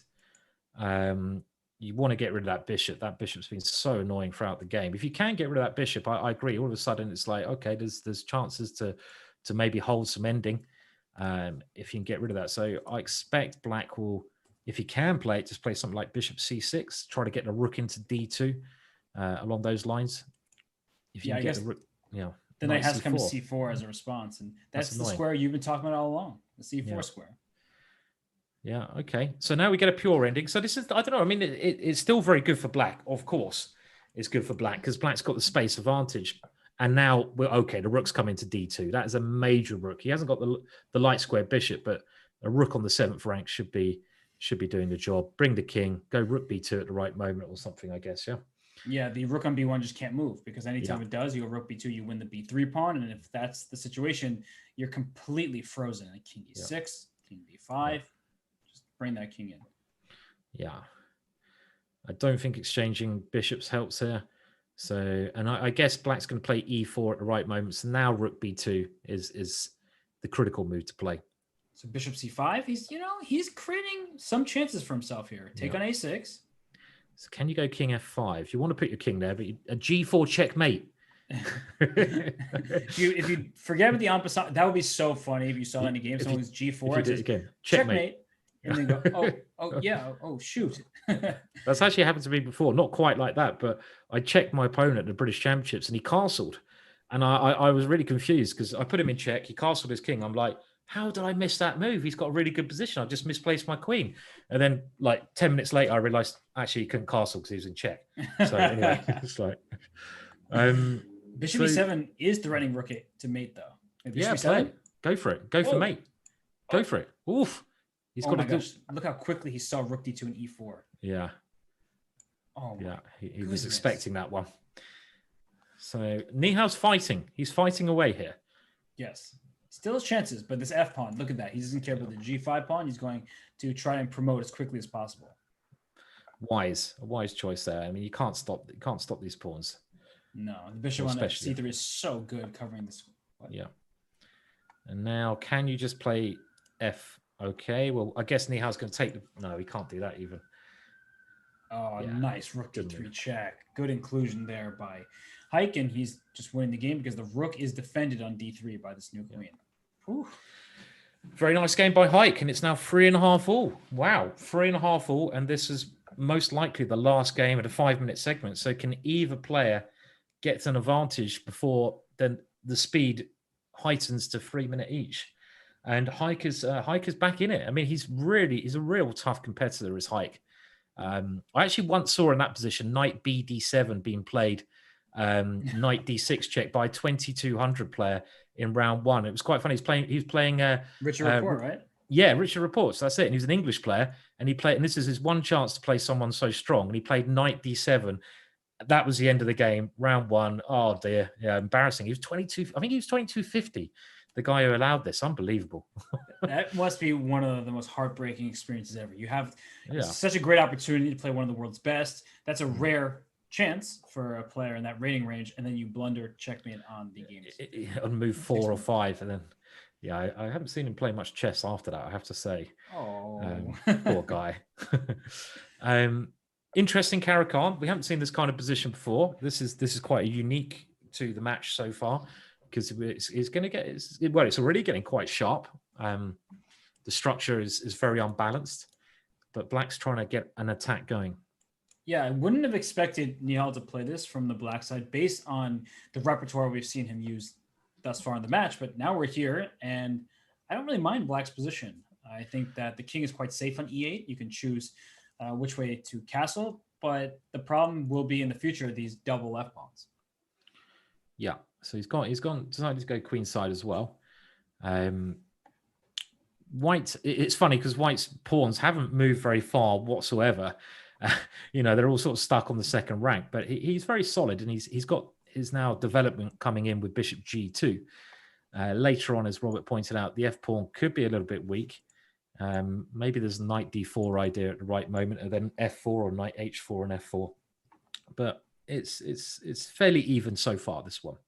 I think it's just harder for black to play because look at his last move, bishop a3 Yeah. to e7. He clearly wants to move his knight next and keep the pawn defended, but I don't really know what black's plan is. I see some moves. I mean, I can move my knight out, I can move my rook somewhere, but what's my actual plan? Whereas you just mentioned a couple ones for what, like knight d4 followed by f4, knight h4 just to go after this bishop, put my bishop on g2, put my knight on h4, and I just feel like the immediate position feels favorable for white. Yeah, certainly. I mean, Nihal would like to go like knight b6, knight d5, knight b4, but this is going to take a lot of moves. And if white can get rid of the bishop on f5, it probably just stops that plan.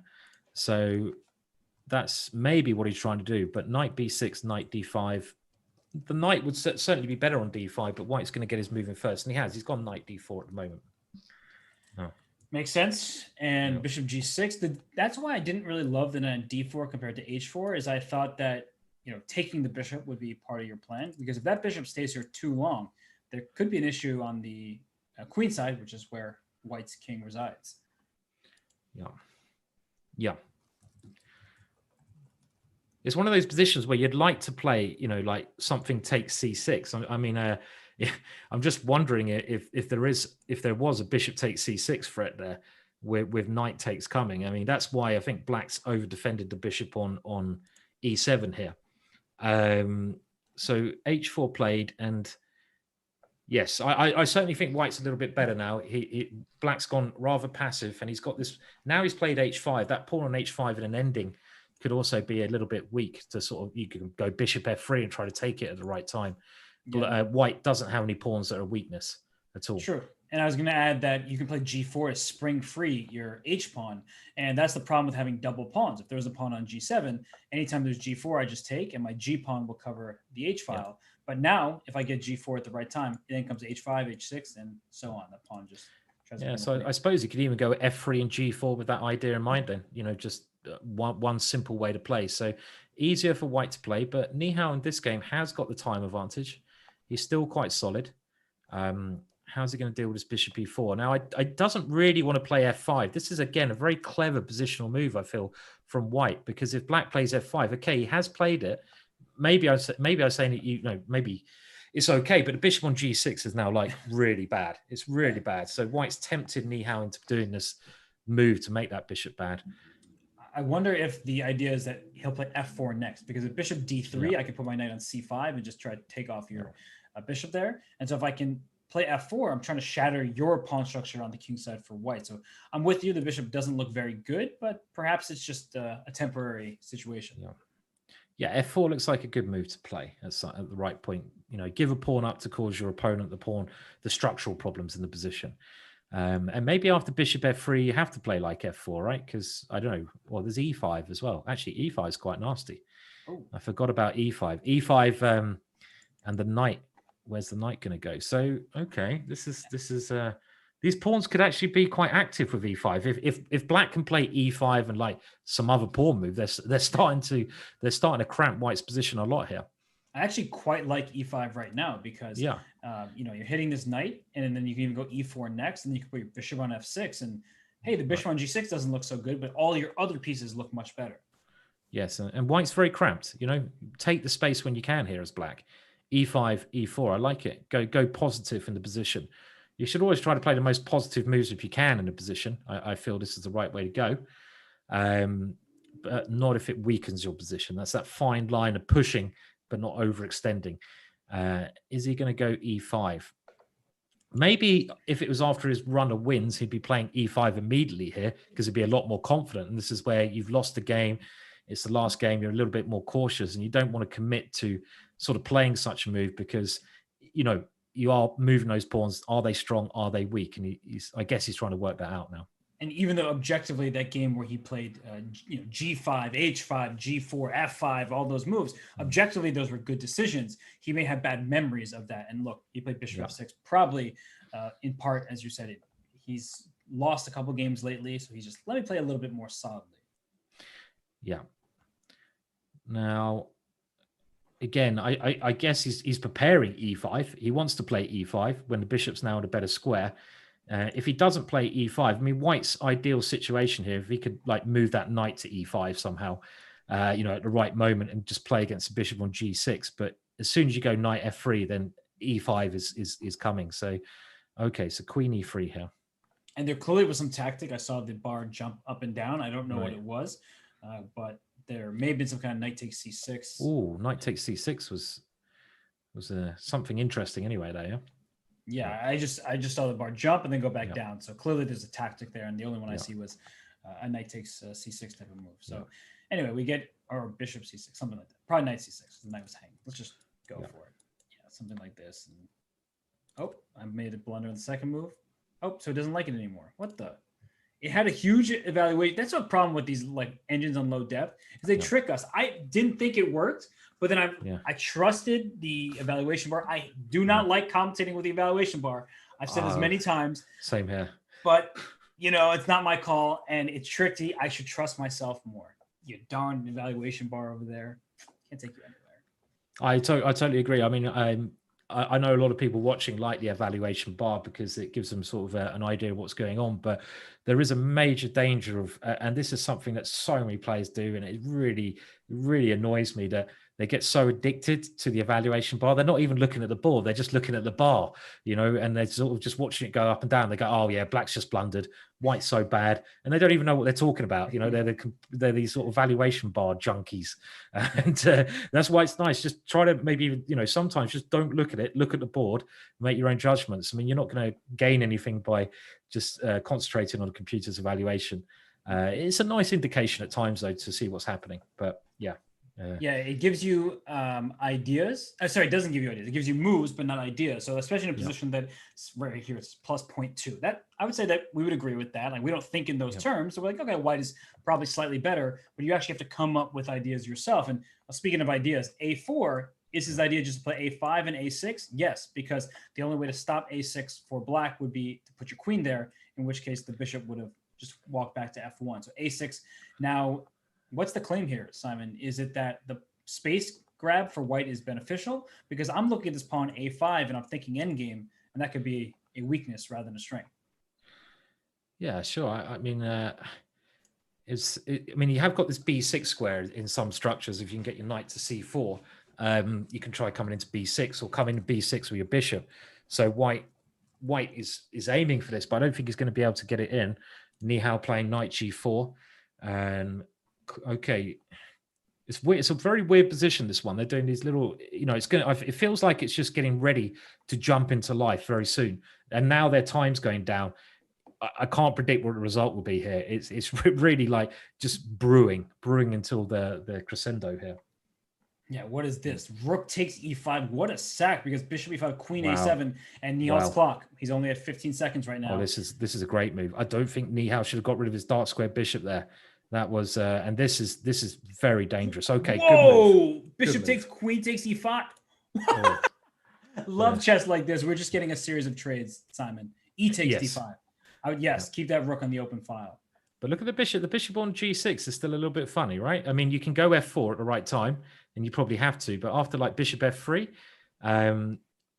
black's advantage is the e file. So as long as he's got that e file, it probably does cancel everything out. But the time situation, he's going to go king d2 and rook e1, right? I mean, rook f6. Oh, rook f6. Okay, he's got this in g4 now. You might have to try that move, and to king, you gotta go g4. I think is a great try, especially in a bullet scramble right now. You gotta go g4. Just so you get the passed h pawn in some positions. Just go for it. Easier plan to play, and he's done it. So you want to good response. Good response, definitely. Take with the pawn, so you take with the rook. Ooh, this is now risky. I think black, if black gets the king to d5, rook behind the passed pawn. We've seen this before. Surely black is now pushing for the win. Oh yes, and you can't play d5 for white because I just take. And actually, a problem that the pawns are in a5 and c5. You can't create a passed pawn. Rook c3 check. Rook c3 check. Yeah. Oh, this also wins. Oh, very nice. That was a very clever move. Now the pawn queens. So Nihal. Oh, that was oof. I mean, there was some crazy tactics there to start with. Like Haik played this brilliant exchange sack, but then Nihal showed this great understanding of the position, because he could have tried to defend it, but he gave back the exchange immediately. And then his endgame skills, I mean, Haik's endgame skills throughout this competition have been great, but Nihal you showed some brilliancy here, but this is certainly the critical moment. You know, when I said it was brewing, Robert, I think I said it at the right moment. Like, bang, it just happened here, right? So, I mean, what a sequence of moves there where it looked like Haik was being the tricky one. Then Nihal said, hey, I'm going to calm myself down, use most of my remaining time, and fend him off.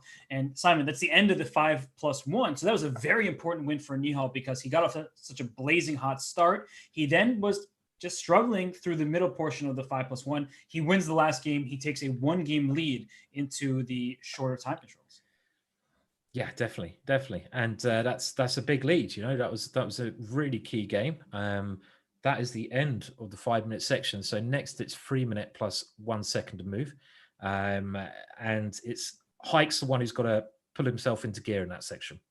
He certainly does. That was a time scramble. We'll see much more of those coming up. But for now, we are going to take a break. And when we return, we will have the 3+1 portion of this Junior Speed Chess Championship match brought to you by Chess.com and Chess.com.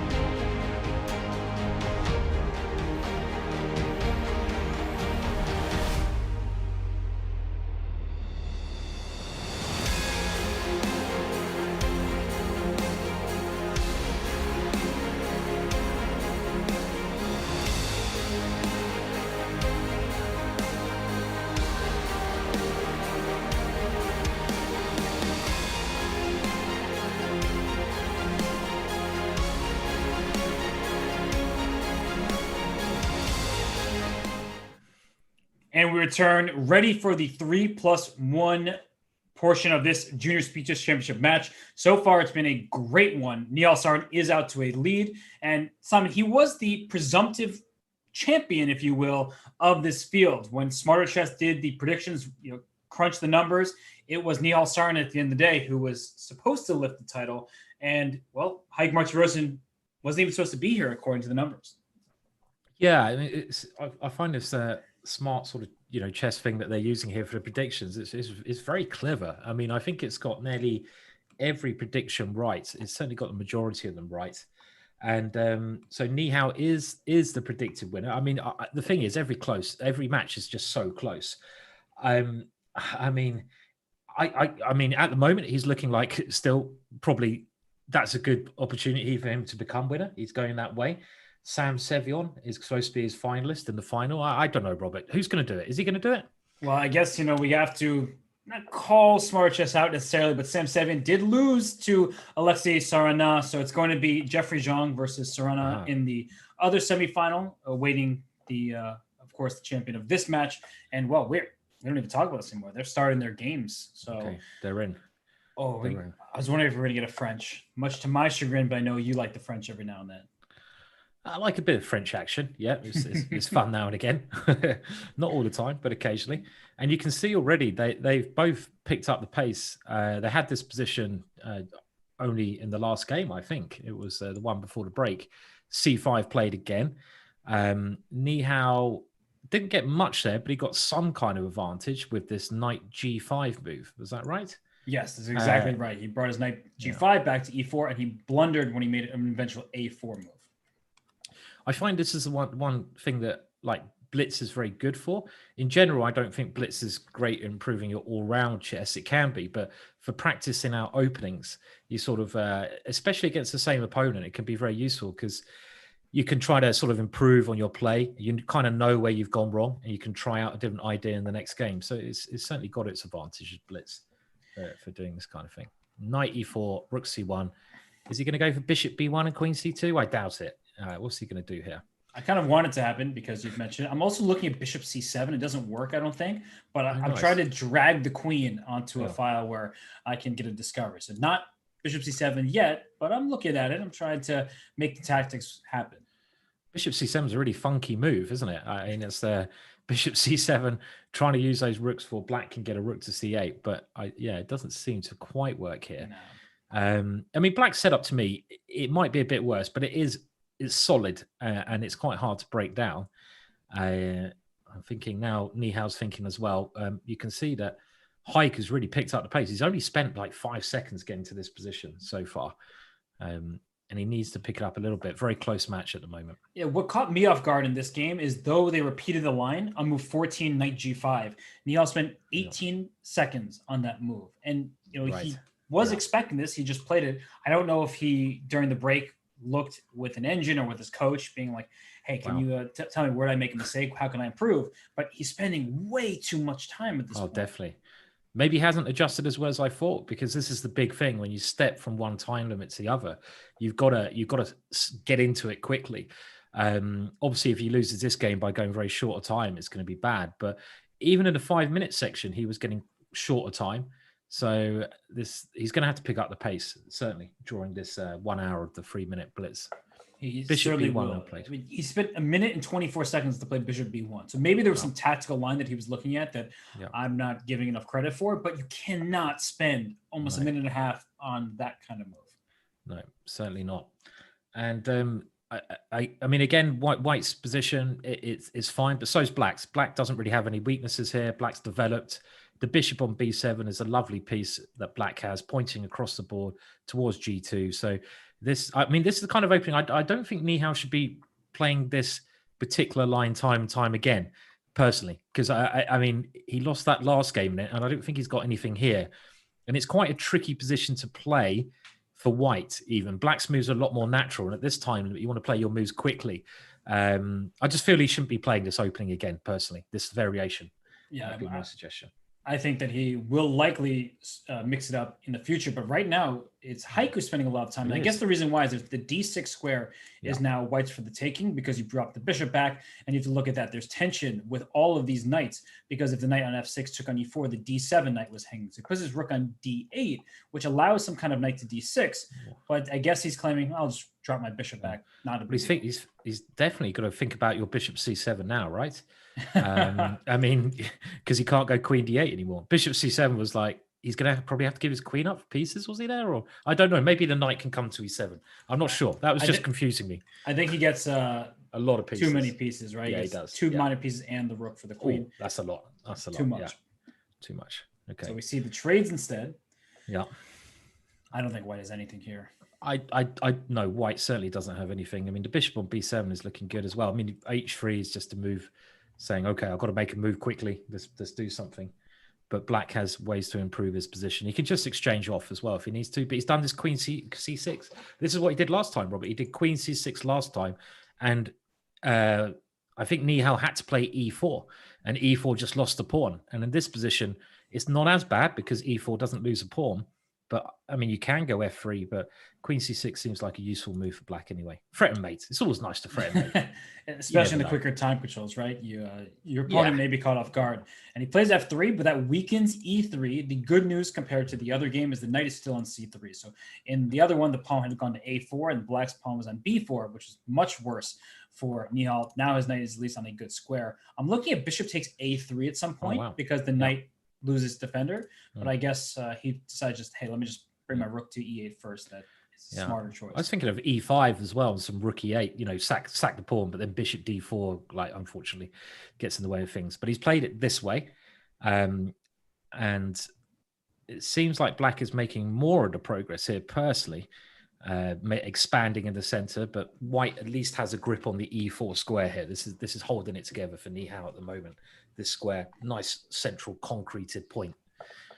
And then move e6 to e5, that could cause some problems if the bishops get trade off. So let's say we have an exchange on e4 and then on b7, then I have the d5 square, like plant my rook. And that's what I'm looking at now. Like, okay, plays e4. I thought even bishop e4 was possible there, giving yourself doubled isolated pawns. But in return, you get that very important d5 square. Yeah, and I guess he's doing it this way. He's getting himself d5. He's getting d5, which is something. I mean, the pawn structure is very symmetrical, though, and now black has ways in with like queen c4, etc. But the time situation is something. I mean, black sneaking his way into that position, trying his best for sure. And yeah, the c2, c1 squares are under black's control. The queen on b3 is a nuisance. I think that bishop e3 is a great move because bishop g5, bishop f4 was the threat. Definitely. And now, also, you know, white can sort of, if he wants to, okay, bishop g5 anyway has been played. I was thinking white could just try to swap queens if he wants to. I mean, it looks like black's got the better of it, but maybe there's nothing here, actually. It's very even. Yeah, queen c2, they may even throw rook d8 check just to scare you, hope you take my rook. But actually, this could go south for black all of a sudden. Okay. Like, isn't this rook coming to d6 or to d7 and this g5 pawn's under attack? I think it's very weird that he moved his queen backwards there because the black queen was so active. Why is he retreated? He's going to come into f4, but this position is obviously it's a pawn up now. Yeah, you've got to defend this. And actually, this is not so easy, I think. No, it's not easy at all. You can play a4 and just get this one, or take on b5. He'll have a passed pawn. He go h4, king h3. That king can slide in the light squares as well. Yeah. Probably a draw. Probably should be a draw, but I mean. Look at the time. Black's got to defend this one a little bit. Right. And watch out for okay, don't play b7 too soon, right? You don't want to rush that decision. But king h3 here. He has played it. Because they'll go king h3. Yeah. Bring that king up. All right. So you can't take it because the rook would be checked. h6. Oh, but there's king g6. There's king g6. Okay. h6 looked like a very clever idea, though, didn't it? I think it's winning anyway. But wait, don't go play king f5. I thought that there might be some kind of checkmating net against the white king. But no, now it's winning. Okay. h7, and then h8 equals queen. That's a very nice endgame play again. I mean, these guys, very nice play. That went from a position where it's completely equal to black playing a couple of negative moves. Queen went, the big one there was black retreating his queen out of that danger zone. And when you've got such an active piece going backwards, I think it was because he wanted to avoid a draw there. Maybe he wanted to avoid some perpetual queen c2, rook d2. But if the draw is the best move to play, you've got to play it, because queen c2, I think, would have led to a draw with best play. But going passive here, certainly a big mistake. No, turn it around so quickly, because now white's controlling the open file. Black is the one with the weak pawn, and a very nice conversion by Nihal. And as we get to the current position, Nihal up 2 points. He's on the black side of this one. Just standard opening fair at this point. And a4, typical move, trying to chisel open the queen side, but that's why you play a6. If white plays a5, you just push through to b5. Yes, more of a sort of London system kind of set up here now that we're seeing. This is a standard, really, London setup pawn structure, with black playing quite actively in the center, maybe with e5 coming on in a position at the right moment here. That's the goal, which is why, in part, the bishop slides back to h2, so e5 doesn't come with kind of full effect. Yeah. Black making simple exchanges. Is he going to go for e5? He is going for e5. So Nihal not worried about that one. The problem with playing e5 for black is, after there's a mass exchange on e5, the d5 pawn's weak, right? So, you've got your bishop, the dark square bishop, as white outside of the pawn structure. A lot of these positions, they're like a Slav, but the bishop on h2 is a really good piece. In the Slav, it's often on c1, where it's a really terrible piece. And that's why it's not easy for black to break with e5. It might weaken black's position rather than anything else. It's solid, though. If black does nothing, what's white doing? Does white have to play b4 to make progress? Well, okay, he can do that. But again, you could weaken yourself on the c file by doing that one. Exactly. And that's why the rook came to c8 preemptively. Queen comes to b3. Black can play c4 at some moment, but I would not do that. Releasing the tension feels like a bad thing for black to do just yet. D takes c5. You cannot take with the pawn on c5, because you lose the bishop on b7. So after dc5, you'd have to take with a piece. At the very least, you no longer have a symmetrical pawn structure. You can't take with the knight, because the b6 pawn is hanging. So I would consider d takes c5 if I'm trying to play for a win, and he does just that. He's played it, yeah. Yeah, and he's gone for this. So queen takes is pretty much forced because of that weakness on b6. Still a solid structure. This is, again, a little bit of shadow boxing really going on here. Both sides not making major progress in the position. Knight d4. Black, you could even say, has a bit of a better structure with more central pawns and a bit more space to maneuver. But at the moment, nothing serious has happened to either side's position. Yes, because the base pawns are all safe and sound, right? The b2 pawn, hard to get to. F2, g2, all safe. And you're not attacking me. So, where to make... I don't know if I like that decision. That's a very committal decision, taking that, giving up the bishop pair, but now allowing black potential to attack on, well, I'd say on the b8, h2 diagonal. I mean, something like bishop dropping back there. Why give up the bishop like that when there's no need to? Was he really scared of that knight so much? It seemed odd, Robert. I agree. I am not a fan. He didn't want the knight to jump to c4, I gather, but this bishop on e5 is such a great piece. And honestly, Simon, I like your idea of just swinging the bishop back to, well, now it didn't make sense as much to go to b8 because the pawn was on f4, but going for that kind of plan looks good. e5, certainly still a possibility for black. Put my rook on e8, play e5, go after this e3 pawn. I love black's position here. Yeah, I mean, white's trying to rely on this knight on d4 to save him, because that knight on d4, you can only get rid of it by exchanging the bishop for it now. So this is like his one big thing. And it doesn't look so bad for white here. I mean, I've had these kind of positions in the Dutch. This now resembles some kind of Stonewall Dutch or something like this, where, it's not terrible, because e5, white's positioned himself to get that counterplay on the f file. Why this king g8? I don't understand king g8. It seems peculiar to me. And rook a8. Why? Oh, rook a8 defends the pawn. Okay, I see that one. So yeah, okay. I had the same reaction about king g8 though. I was like, well, what does that help? I guess he wants to just give himself some space on g7 with the bishop. Yeah. Is he gonna play f5? I think he's going to try to stop maybe any break with e4 if he can. But I like this g4 move. This is just like, right, he's played it straight away. He's doing this positive move on the king side. It might be a terrible move, but I still like it. It's sort of it's a move that I'd have to play myself just to push over there. Can you try to play e4 or f5 for white? again, very careful about doing those moves. But I'm looking at that f5 score for black as well. Like, can black play f5? But there's always danger of a queen g2, h4, h5, and you're creating some weaknesses on that side of the board. So I actually don't see how black gets like active here. The bishop on b7. We know how that bishop can get stuck behind his pawn on d5, and then knight on d4 is blockading it. So all things considered, maybe white's position is turning around. The other very risky plan is to try f6 and e5, because that is one way you can get rid of that knight. Okay, he hasn't gone for this. And I assumed that this was not the right way for black to play, because you've given white the open file.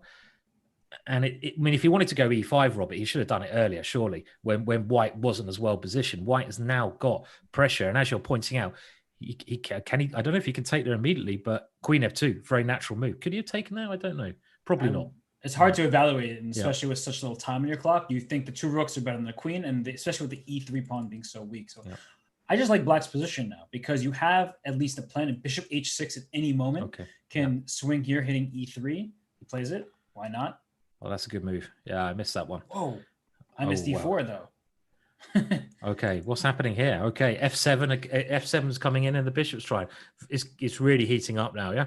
Nihal again is behind on the clock, but he plays so well when he's short of time. So well. Okay, rook takes f7, and what is happening here? So rook back to e7, I guess, but this is starting to look good for white. Queen e5. What a brave move. Bishop e3, watch out for that. Yeah, bishop e3 is a nasty one. It's certainly king a nasty g2? one. Can I just like slide my king up? You can't move bishop e3 because I have rook f8 check. Your bishop is needed to defend the square. Oh my gosh. He plays king g2. Good move. Well found there, Robert. The knight on d4 is very strong if you can keep it there, right? Very strong. You got bishop c2 as well. You got, I mean, the bishop a8. Whoa. White is probably pushing, but look at the time. Keep an eye on the clock here. It's 15 seconds versus 6 seconds. He's going, I think white's trying to go for it, yeah? Queen h4, the bishop's hat's gone back. And he's okay. He's I would sack. I was about to say, you have to take it. Very good sack, yeah? Practically speaking, just play it. He should have thrown a queen e4 check before taking on d4, I think, because he could have taken on d4 with the bishop. But now his king's on h8, not the best square for the king, but allows d4. Once that queen moves out the way, there's going to be d4 with bishop d1 to go to f3. Okay, so that's a way to combat that one. But black's grabbing a lot of pawns. He's got 2 seconds. Whoa. d4, bishop f3, queen c2 check, but there's rook f2. Keep an eye on the clock, though. I am. Keep an eye on the clock. Barely gets it off. King h7, h5 for white. h5, queen g5 coming. Queen g5. You have to. Barely gets the move off. I'm just looking at Nihal's clock, and it's freaking me out. I mean, it's okay. Good move. Rook f5, queen g1. Oh my gosh! It looks so rocky for black. So rocky. He's just grabbed the pawn here. So queen g1 check. Keep giving that king checks. Queen h1. Gain some time. Okay. Very important. Queen g2. Queen h2 to keep on h5, maybe, I guess, and then. Okay, queen a1 check. Keep it going. Just check forever. I would have blundered a queen by now. Rook d8's mate if you allow it. So can he avoid the check? So king g4, maybe he can avoid the check somehow. Bishop f8, great move. Yeah. Now queen g5, and h5 is falling. And watch out for mate on h7 though. Well, that's falling with check, so that doesn't help. Who's even better here? I don't even know who's better. This is what I'm trying to work out. I think that white is better because of the clock. Yeah. He's keeping the pressure on, right? And he's got a checkmate threat. It's nice to have that threat. Okay, queen f2. The king to b3. Okay, king b3 is queen g8 check. G8. Oh my gosh! And everything's under control. I know. So scary just watching this. Oh, rook d8 is check. Rook d8 not possible now. Wait, queen b3. Queen b3. Oh, queen b3. Bishop g5. He got in. How did he find that so quickly? Oh, that was insane. Oh my gosh. Oh. And Haik just like grabs his head in frustration. Oh, wow. How did he hold that? I have to say, I'm so impressed how Nihal just saw that immediately, and you, Robert. But I mean, that was just like he was playing with 1-2 seconds. He was given one opportunity, bang, he took it immediately in under a second. That was incredible. He's been pushed back. He's defending, trying to get a draw, and as soon as he sees an opportunity, he takes it immediately. I mean, okay, Queen b3, maybe not so hard to see, but when you've got 1 second all the time and stuff, he plays it so quick. And bishop g5, incredible. I mean, that was so impressive. Nihal, awesome. Brilliant play from him. Absolutely brilliant. I mean, So, yeah. you said it. You would have been checkmated like 8 times over. I would have been checkmated 15 times over or lost on the clock. He did Yeah, neither. He I was know. giving all the checks and then still finding like these little moves, like bishop to f8 at the right moment and just fending off Haik. And you, this is danger territory because of tilt, right? You're so Yeah, upset with yourself. You're winning yeah, that game at some point, and now you're like, I'm down 3. How do I come back? yeah. No, I mean the bullet section is going to be incredible, as we've seen. This section is incredible already, but it's time for Haik to start. He's got to hike up his game a little bit. That was terrible. Don't make me do that again. Please Let me don't. guess. You commentated with Danya recently, and now he's rubbed off on you. How could you tell? He is the grandmaster of puns, right? Oh, He's they're the, so bad. They're so bad. they are so bad. They're so bad. They're good, right? So, okay, I don't they're know maybe about just bad. that. Maybe just bad. Let's just do that. Oh But man, well, b4 not possible because bishop takes b4 is a free pawn. The rook on a1 is hanging. So king e2, I guess, and then bishop a6. Okay, because I queen mean, d2. I guess the exchange of queens is a solid way to play. Maybe if those guys come off, you might have some c-file action. Hence why black's kept them on. Yeah, Normalish position, but black's nicely developed. He's got that extra tempo, right, with the development. And the threat here positionally is for black, I guess, to play bishop takes bishop. You don't really want to take with your f pawn. I mean, it's not the end of the world, but it's not really ideal either. well, that means that bishop takes d6 might be forced, and he does that just because of what you were saying, and bishop e2. So white has retreated thus far, and black is in perfect position to play queen g6, rook a to c8. And I'm not trying to claim that black is better here, but he's certainly no worse. This is also a nice idea, isn't it? Put the knight on e4 at some stage. Nice light squares for the white pieces. I think he needs to get a result here. Haik must get a result. Otherwise, he's just slipping too far behind. If he goes behind on this, he's going 4 games behind. He can come back, but the rot is getting worse and worse every little time. And it's funny this match because it reminds me a lot of the match that Haik got through on against, was it? I can't remember. It's Parham. Parham, yeah, it was against Parham. And in that game, it was, it was right at the critical moments. It was always Haik who was getting better, or the better sort of edge of it. In the critical moments in this match, it's Nihal. And Nihal, I think, has been playing a bit better positional chess as well. But like that last game, critical moment, he found the move with seconds to spare. And it is that just killer instinct, which is really strong in Nihal's game. Yeah, the ability to turn defense into offense at the snap of your fingers is something that honestly most people don't have. Yeah, I know it's phenomenal. Fairly solid here, though, right? I mean, this is even. This must be even, but it doesn't mean it's a draw. Have they had any draws yet? I'm not sure if there's. I'm not sure. Oh, there has, because it's half a point on the board. Yeah, but have they had just one draw or 3 draws? I don't really remember too many draws. I think just one. No, maybe just one. Yeah. That half a point gives it away a little bit. I should probably look at the scores before I ask such questions. But it's there hasn't been many, and even though this is equal, just because it's an equal position does not mean it's going to be a draw. I mean, this is something well worth remembering. Again, the computer addicts, they say the position is 0.00, and they think, oh, that's an easy draw. But then, no, it doesn't mean it's an easy draw ever. Well, sometimes. King versus king versus king, maybe, but yeah, we'll give that one a draw. But here, bishop f3, e4, for example, has black overextended the pawn structure, and is this bishop on b7 becoming a bad piece?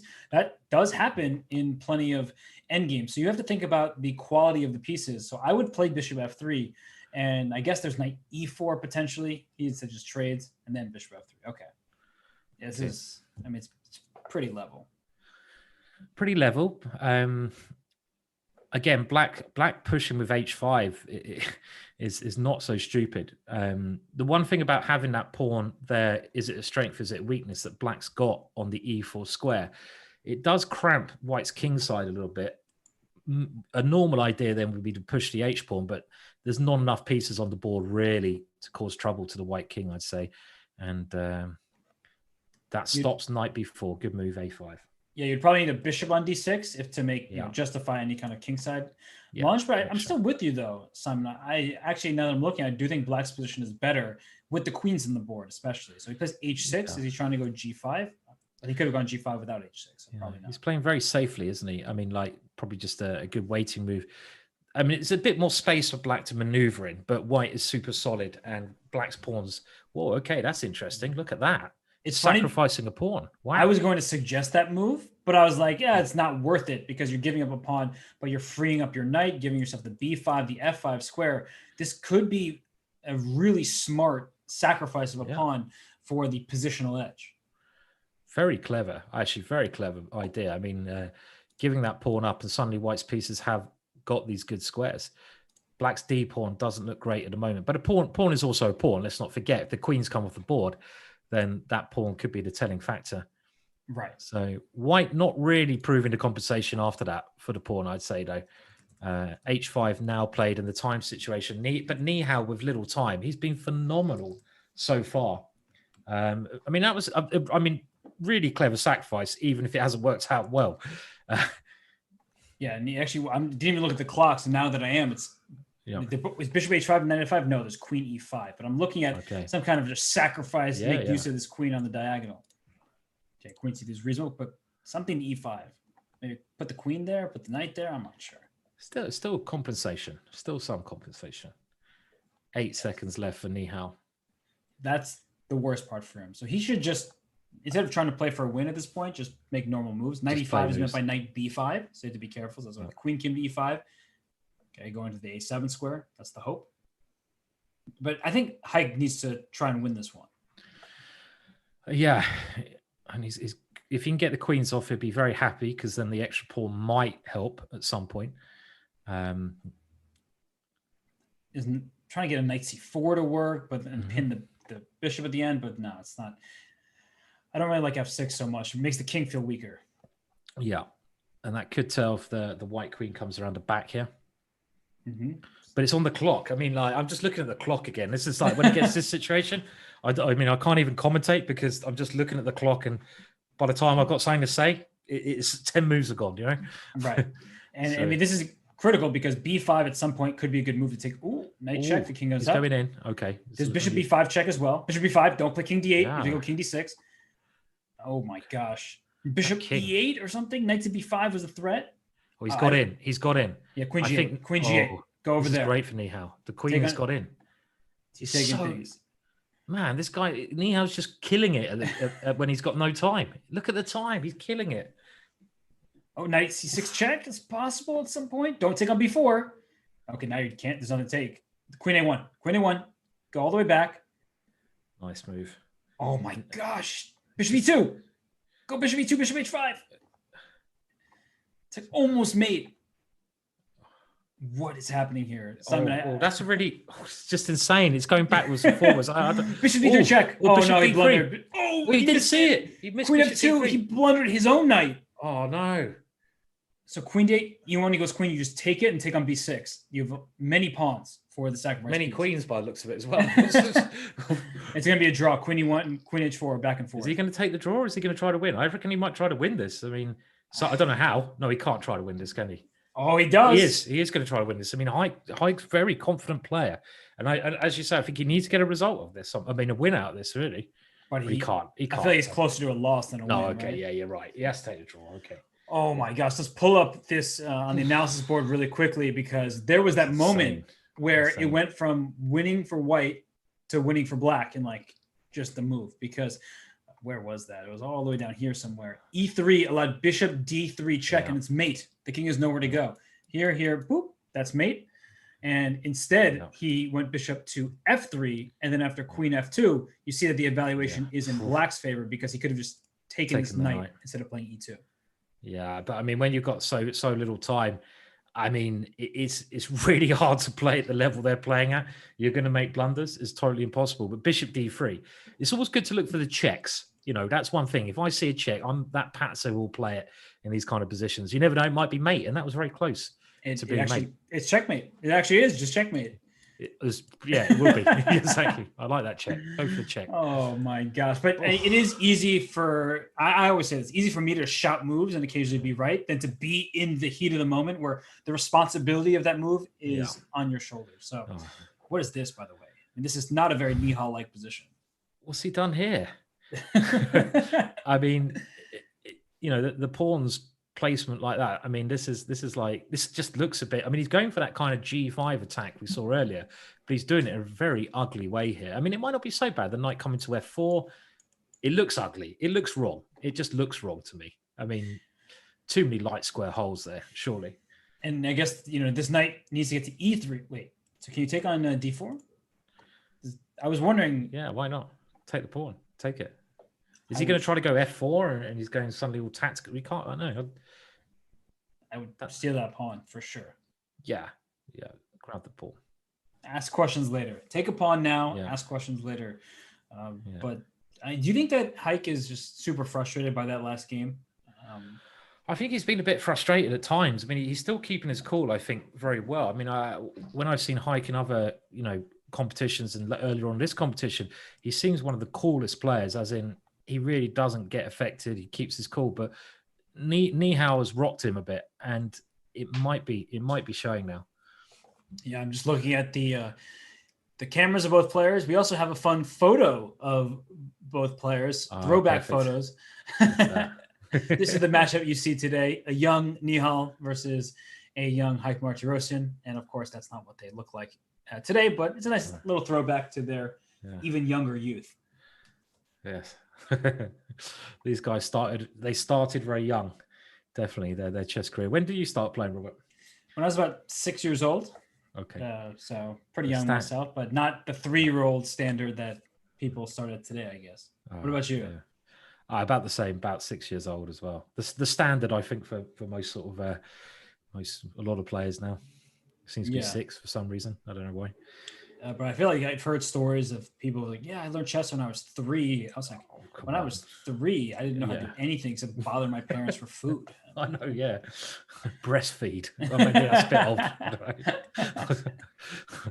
old. What on earth is going on here either? I mean, like, it looks like Black has a lot. Okay, Black's still that pawn up. Is there any compensation here?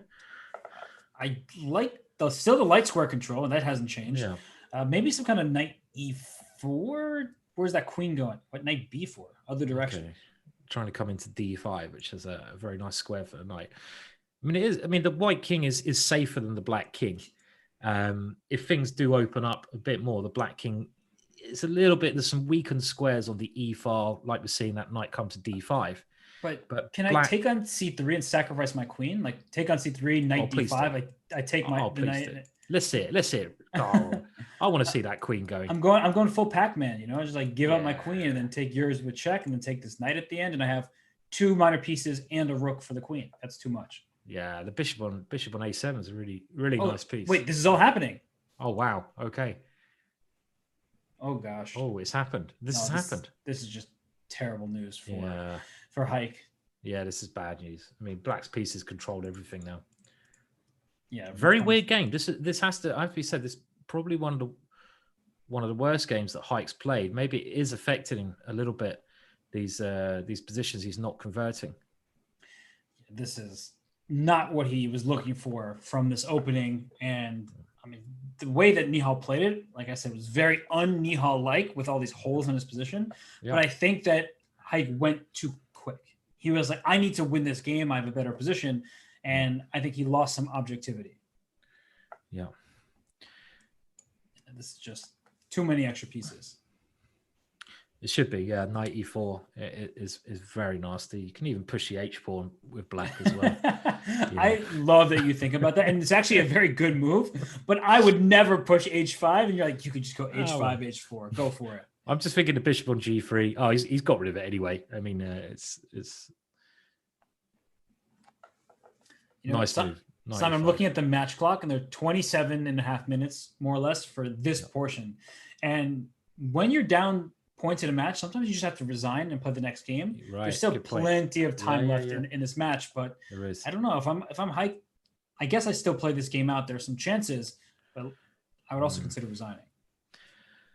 No, I'm with you actually, Robert. There is that gameplay element. You want to play him until the end, but he's going to be 4 points down at the end of this game, and he's got to give himself as much time as he can. Resigning is probably one of the best moves you can do as Black here. I mean, especially now. I mean, this is just absolute onslaught now. He's probably going to get a perpetual check now. It's like, oh, yeah. Yeah, I mean, there's one check on d7. This rook can slide back, so I would even consider rook e1 going against this king. So rook e7 for sure, and rook e1. I mean, okay, he's torturing a little bit. Is he going to king g6 and h5? Pushes h pawn. Okay, so is there a mate? It feels like there has to be some kind of mate down on the first rank. Oh, he's keeping total control of bishop e3. Total control. D5, D4. He is all day if you want. Only hope White has is get the queen to G6. If White can somehow get his queen to G6, can he get stalemate? Is there a stalemate somehow? At some point. This is the other hope. Oh, rook h1, king G4. Okay, it's not checkmate. Yeah. If you get that position. Yeah. So rook h1, king G4. You give up your queen. It's stalemate. Like queen D4. Oh, rook h4 check. Rook h4 check was there. Oh my gosh! You had rook h4, g takes rook f4. Oh, very nice. Very nicely spotted there. Very nice, yeah. So instead, the queen remains on the board here. Oh gosh, those are some of those opportunities where I've just seen enough of these matches to just go for it. I figure out, wait, how do I win your queen to simplify the position? And it was very, very nicely spotted there. Okay, he's still winning. Rook e4 check, g4 can be played after that if you want. It's amazing he hasn't finished him off. I mean, Haik's been very, very resilient here. But the thing is, if he ends up losing this game anyway, he's definitely made the wrong decision, right? Because he's wasted even more time. Yeah, this is actually kind of annoying if you're black, right? You're like, I'm winning this game, but where's the win? I know. Now he has to push the D pawn, which should be enough, but you still... Okay, that's easy. He's got everything covered now. Right. Everything is covered. He's covering G6. He's covering his bishop. He just pushes the D pawn. That's it. Yeah, that was so I think he should have. It's always easy in hindsight to say, "Oh, he should have resigned that 4 minutes before," but he probably should have. Oh gosh, yeah. So I guess I have to pull this on the screen because I see my producer wanting me to. This is me at 6. I don't know if you know that I was 6 years old in this photo. Happens to be in the U.S. Championship, but I was 6 for sure. Hey, you matured very quickly, huh? Yeah, I came out of the womb with a beard, Simon. So bit like me, Robert. Yeah. So thank you to Bick for pulling up that pick. Always fun to, have some jokes. But what is not a joke has been Nihal Sarin's play, and for Haik Martirosyan, if you were his coach, if you were training him or just trying to give him words of encouragement at this point, what do you say? Well, I mean, it's been tough because Nihal's just been so strong. I mean, Nihal he's playing a lot of different kind of positions now as well. He's spotting tactics. So if I was Haik's trainer, I'd be like, okay, well, look, you're still playing good chess as he is. He's playing good. I think you need to change the tempo a little bit. You're running out of time in the match. So if you go at this pace, you're probably going to, I'm not going to say this, that you're going to lose the segment, but I'd say, right, go a bit more aggressive. Try switching it up a little bit. Just try now, not the openings you're playing at the moment. They're not really working. Try something else. You must have another opening in your arsenal. Give it a go. So I think that'd be my advice. Just go a little bit more aggressive. You're playing good chess. The score doesn't really affect how well you're playing. Just go more aggressive. I mean, it must be, you've got to change something if you're in a bad score, right? Yeah, he simply must, because this is the type of position where White objectively is better and practically it's just too easy to play. So he puts his bishop on d5, and you can bring your knight into d6 if you'd like. You can just play e4 to kick this bishop out. I mean, how are you going to get results to fix the situation? You're down 4 points in the match. At a certain point, a draw equals a loss. Yeah, totally, because you're just wasting time. And if you don't, I mean, the thing with these players is, we're seeing Haik playing pretty much the same opening time and time again, which obviously has a lot of faith in, or getting similar positions. But these players have more than one opening nowadays. Yes. They must have looked at other openings. So why not try something else? Try your other opening out. Give something else a go. Because at one point he was getting more favorable positions, Haik, than he's really getting. So just try something different. You have to mix it up in a match situation at this moment. It's getting to your last opportunity. And what was interesting when Jeffrey Zhang played against Arjun Erigaisi, Jeffrey said that I had played D4 in one time segment, E4 in another. So he actually had a very concerted plan of I'm going to switch my first move depending on how much time we begin with. And here we've seen a lot of the similar openings. And in this particular game, Simon, there's a knight on d4, there's a knight on e5, bishop b2, bishop c2. All of white's pieces are harmonious here. And black just doesn't have the type of counterplay you need to play for not even just an advantage, but just that you're having a hard time stopping white's clear progress. Yeah, I mean, like you say, it's a very good setup for white because you blunted that bishop on b7 with f3 and e4, but it's the white knights and the white bishop on b2 which could cause problems. And this is not what you want. You don't want this position. So I would say he must change his opening for the next game when he's black. Okay, now queen f2 looks sensible, but yeah, this queen can go to g3 or to h4 depending on how black reacts here. Queen b8 is also sensible, right? Try to get rid of that knight now. I mean, okay, black's position is not disastrous. He hasn't got that many weaknesses in the structure, but he's got to win these positions, and he's not unbalancing the structure enough. I'd say symmetrical structures, maybe try to go for more unsymmetrical structures when you have to win the game, right? You get more losing chances, but you get more winning chances. And I'm looking at the time, by the way, and Nihal only has 48 seconds, and his position doesn't look that great. And also what's annoying is, that's c2's hanging. He's fallen for a trick. Fallen for tricks. So black's play, after all this criticizing, his play is now turning it around. So of course, this was Haik's plan from the very beginning. He knew exactly what he was doing. This was a master plan here. No, his position was not that good, but Nihal, he has shown this tendency today, Simon, where he's queen takes c5, free piece. Yeah, okay. Oops. Nihal, he shook his head. He was like, wait, I didn't see my knight. Well, probably should play on, yeah? I mean, there's no point resigning here because the time situation. Your free games are, if you're going for pure gaming thing, but I mean, okay, maybe it's only a gain of 30 seconds in the match. He wants to get into the next one. That was a bad game from Nihal. That was his worst game so far, going from a position where he's better, really throwing it away. And he's now playing a very sharp opening. He's 3 points up. This is a very sharp and tactical variation. Is it wise to play? Is it wise to suddenly go so sharp when you're leading the match? Oh, Haik is probably thrilled because this gives him an opportunity to avoid just basic symmetry. And this variation is quite complicated. For example, queen takes c4 is check, and it looks like it wins you a piece by taking on f6. But the problem is, I think I can go knight e2, whichever move, I'm not sure, the theory. But the point is that once you take on f6, I have rook c1, and I win your bishop on c8. So I think it is king g1. But anyway, the point is rook c1, and the bishop is hanging, so you can't just take on f6. So instead, we see all this other theory where there's a king on e7. Simon, I think that you're right. Nihal probably should play something a little more tame, but Haik is happy to be here.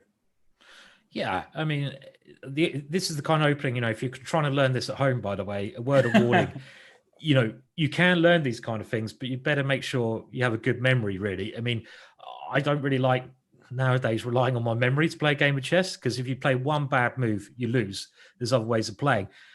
It is quite a sharp position, even though now it's died down a little bit, just because the black king is in the middle of the board. And when you're leading the match, okay, I mean, he's very confident of playing every sort of style of play, Nihal, as he's shown before. So it might not be a bad decision, but it's a different kind of way of playing what he's done so far. Yeah, and I mean, the big issue for black is your king will never find true shelter. If you trade the queens off, well, then your king is great. It's in the center. But white is not trading the queens, both because of the match situation and what's going on the board. And the queen on d3, bishop c4, rook c1, all these pieces, and even the knight on b3, they're all working together quite well. Black's rook a8, bishop c8, not in the game quite yet. So black is up a pawn, but is delayed in development. Yes. And again, it might be all right for black, this position, but it's practically speaking, it's very hard for black to play. It's quite easy for white to play. White can just keep the pressure on black's position. But if your king's in this structure, you make one mistake, you lose. So it's sort of practically speaking harder for black. Pointing out some good ideas there, Robert. White seems to be a good idea to try and get the rook to d1, certainly in such a structure. Although I do wonder now that I made the suggestion if there's like a queen h2 that I have to keep an eye on, because queen d6, it fends off the diagonal from any checks, but it also can give that queen the h2 square, which could be quite annoying. Yes. I mean, if Nihal can get bishop d7 as well and just get his rook somewhere, he's improving his position. So this is preparing to meet bishop d7 with knight c5. So he's trying to stop this developing move. And he's got to play knight c5 now, only option. So he gives up the b7 pawn because there's queen... Got to be careful with queen a3s, haven't you? Queen a3s. Okay, so he's getting the queens off. He's just saying, right, I don't want to defend this position, have the pawn back, get the queens off. This is my safest way. This is actually very clever. Black was a pawn up. When you're defending, if you can just give your pawn back to liquidate the position so you're safe, it's often the best technique in the position. And I think it's worked, seems to be working okay here. And there's no choice for Haik because he would like to keep the queens on the board and go after this king on e7, but queen d3 is the only way to protect the bishop. But after queen d3 is knight e5, hitting the queen, protecting the bishop, threatening your bishop on b5, threatening your rook on c1. I think you can get the point. There's too many pieces under attack, and black is just completely winning. Yes. So, okay, well, he's the queens are coming off, but maybe black has some other options now, possibly. Like probably not, actually. Yeah, I was thinking like queen takes e4, but I'm worried about your queen a3 idea at some point. The king is not very good in the center, but maybe I don't know. Can I get away with it? I've got queen c5. I can try that one. Queen c5 is just crushing. Yeah. I was looking at queen a3, but not the better and more forward option. Okay. So more exchanges being made here. Can anyone claim an advantage in this position? Well, you did say earlier on, the one good thing about black's position is his king, right? Mm-hmm. And if the queens come off, black has the king in the middle of the board. And he does have the king in the middle of the board. So with that b pawn now being very weak, it's bishop d7. How do you just stop bishop d7 next move? Isn't maybe black's just winning this? Simply. Well, this is the wrong pawn. Right, the corner does not match the bishop, right? So you look at the a1 square and the bishop on d7, they don't match. If white can trade all of the kingside pawns, then the game will be a draw, even without this knight on a5. So that's how I think about these positions. That's one big if, though. It's a lot of pawns to get off. He's got to... But, it should be a technical win, this, because the other thing you've got to remember about a knight is the worst piece for defending a pawn on the side of the board, an A or an H pawn, because it can't jump off the board to get to the other side. You can only stay sort of half on the side of it. It's better at defending a pawn in the middle of the board because it can use both sides to stop that pawn from coming forwards. And I hope you like my sign language there. Showing the knight jumping around there. I thought it was excellent, Simon. And if this bishop could get to d5, the game would just be over because the knight is trapped, and that's your whole point. The knight on the side of the board has just huge limitations. Yeah, so I mean, you can try going f5 for that reason. Then, if you want to, I mean, position. Yeah, he's played it. Oh, and if e takes, can you play bishop d5? He's gone for the more safer approach. Now bishop d5. Surely, this is total domination now. Total domination. Knight's trapped. Game over. That's really nice. I mean, that bishop dominating that knight is that pattern, one of those patterns in chess, which as soon as you see it, as soon as you remember it, your game will improve instantly, as is the case here. Yeah, and I always say this when I commentate: a pawn 3 squares away from a knight dominates it. A bishop 3 squares away from a knight takes all of its squares away. And here we go. You'll see just king b5 or pushing the pawn first. You go a3, use that pawn as a decoy and bring his king to the king side. He's just, he got this one. Yeah, the outside pass pawn is nearly always winning. The extra outside pass pawn in a king and pawn ending. I think you can see now Haik's body language drop down a little bit as well. He hasn't got the same energy he had at the start of the match, understandably. Nihal now mixing up the opening even more here with e3. Okay, we're back into normal positions. Time, they've got 12 minutes left, Robert. Does Haik have any chance? I think he needs, with these final 12 minutes, he needs to get a couple victories to end the time control. Otherwise, Nihal's bullet prowess will be seen. But before we see anything else, I have to bring our attention to a younger Simon Williams. Oh, dear. How old were you here? Don't tell anybody yet. I want to guess. Okay. How old was I here? You know Um, what? I can guess how old I was there. A non-bearded Simon Williams. So I'm 40 years old now, and I can. Yeah, I mean, wow. The innocent look on my face. were you like 17 there? Younger? I think I might have been like about. I don't know. I mean, I don't even know how old I was. That's the problem. I have no idea. I'm guessing I was probably 17 or 18. Yeah, I think I was.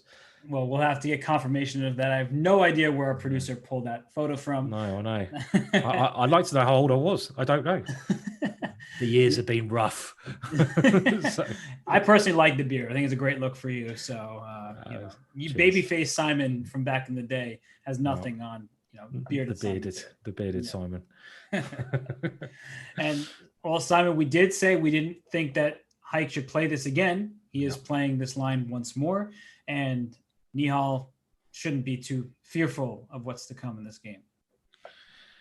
Yeah, I mean, it's he did win that game when we said he should be doing it, but the positions he's getting are how, like we say, 10 minutes left, they just don't seem unbalanced enough.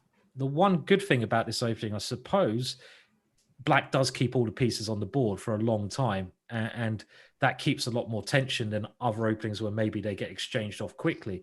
It's just the pawn structure I don't really think is a good way to go for a win. Yeah, and you look at the pieces and which pieces are better. The rooks are connected for white, and Black's rook on f8 not in the game just yet. No. And often white tries to take advantage of that fact. You can play b4. I wouldn't do that because it gives the a4 square, but you can play b4 to kick this knight on c5, whereas the knight on d4 is stable. Where it is, this knight can jump into e5 quite easily. The bishop on b1 stares at the king side, as is the bishop on b2. So I just feel like many of white's pieces are better placed than black's, and that's why it should be a slight advantage. Yeah, nicely pointed out there. Not easy to use that advantage to create something, as we've seen, but he's put his knights on the same structure as we saw in the last game. This knight on e5, knight on d4, but Black playing quite solidly in the position as well. Now he has managed to connect the rooks, so it's probably okay for Black. I thought that he could have gone knight to g4 instead of knight d4 to f3. Like if we just go back and move, knight after g4. Like I want to start trading stuff to get after your king with my pieces. And I don't think it really should work, but the threat is often stronger than the execution. Yeah, it looks scary, that one. Get rid of the one defender, the knight on f6, and just go for the kill. Their style of chess it's quite, I suppose, patient. Throughout the match, they've both been showing a great deal of preparation, not rushing into any kingside attack. We haven't seen really any outrageous attacks against either king. It happens much later on in the game. They've been building, maneuvering. It's very mature. You say that younger players in the past, when certainly they were supposed to be more tactical and not as mature, but these two have shown a great deal of maturity in their play. They certainly are. They're showing restraint, which is very difficult for a lot of younger players, not just younger players. I mean, I feel the same way. yeah, both. Yeah. I feel like it's either one or the other. You show too much restraint and really you're hesitant and you're not actually striking when the moment's right, or you're just going full steam ahead trying to sacrifice even when the position doesn't call for it. Whereas it does feel like Nihal has been particularly measured today. He has had moments where he's gone for it. I think he's a little bit still showing too much restraint, but he has been more balanced, I would say, than Haik has. Yes, yeah, he has shown, and also his speed right at the end when he's got 2 or 3 seconds left has been phenomenal, which is a very good sign for him going into the bullet section. Okay, well, he's now got this this obviously clear advantage in the position by taking on h7 at the same time. Queen b2 only move, but isn't Black's position really creaking here? Yeah, holding on by a thread. And well, what move to play for white? Rook c2. It's pretty simple. Rook c2 looks like the. Oh wait, am I getting mated? Well, your king. Oh yeah, back. Rook c2 I didn't see that either. I mean, Rook c2 and it's mate, but okay. It's hide me. No, don't look at me. I blundered checkmate. whoa, when queen h4 check, throwing in a check before taking this bishop. He's just showing off. Oh man, it's quite hard. It's hard playing in this. Probably harder playing, but commentating and keeping up the ideas. The amount of mates I've blundered and queen things, it's in the thousands during commentary by now. Yeah, forgetting that the bishop on d6 covers the only escape square. We all make that mistake. It's happened to the best of us, but definitely. Okay, so the rook on d8's hanging. So and now, he wanted to go to g8, but he never had the opportunity to. Is it now knight c6 is no okay? You got bishop f8 always. Something you say.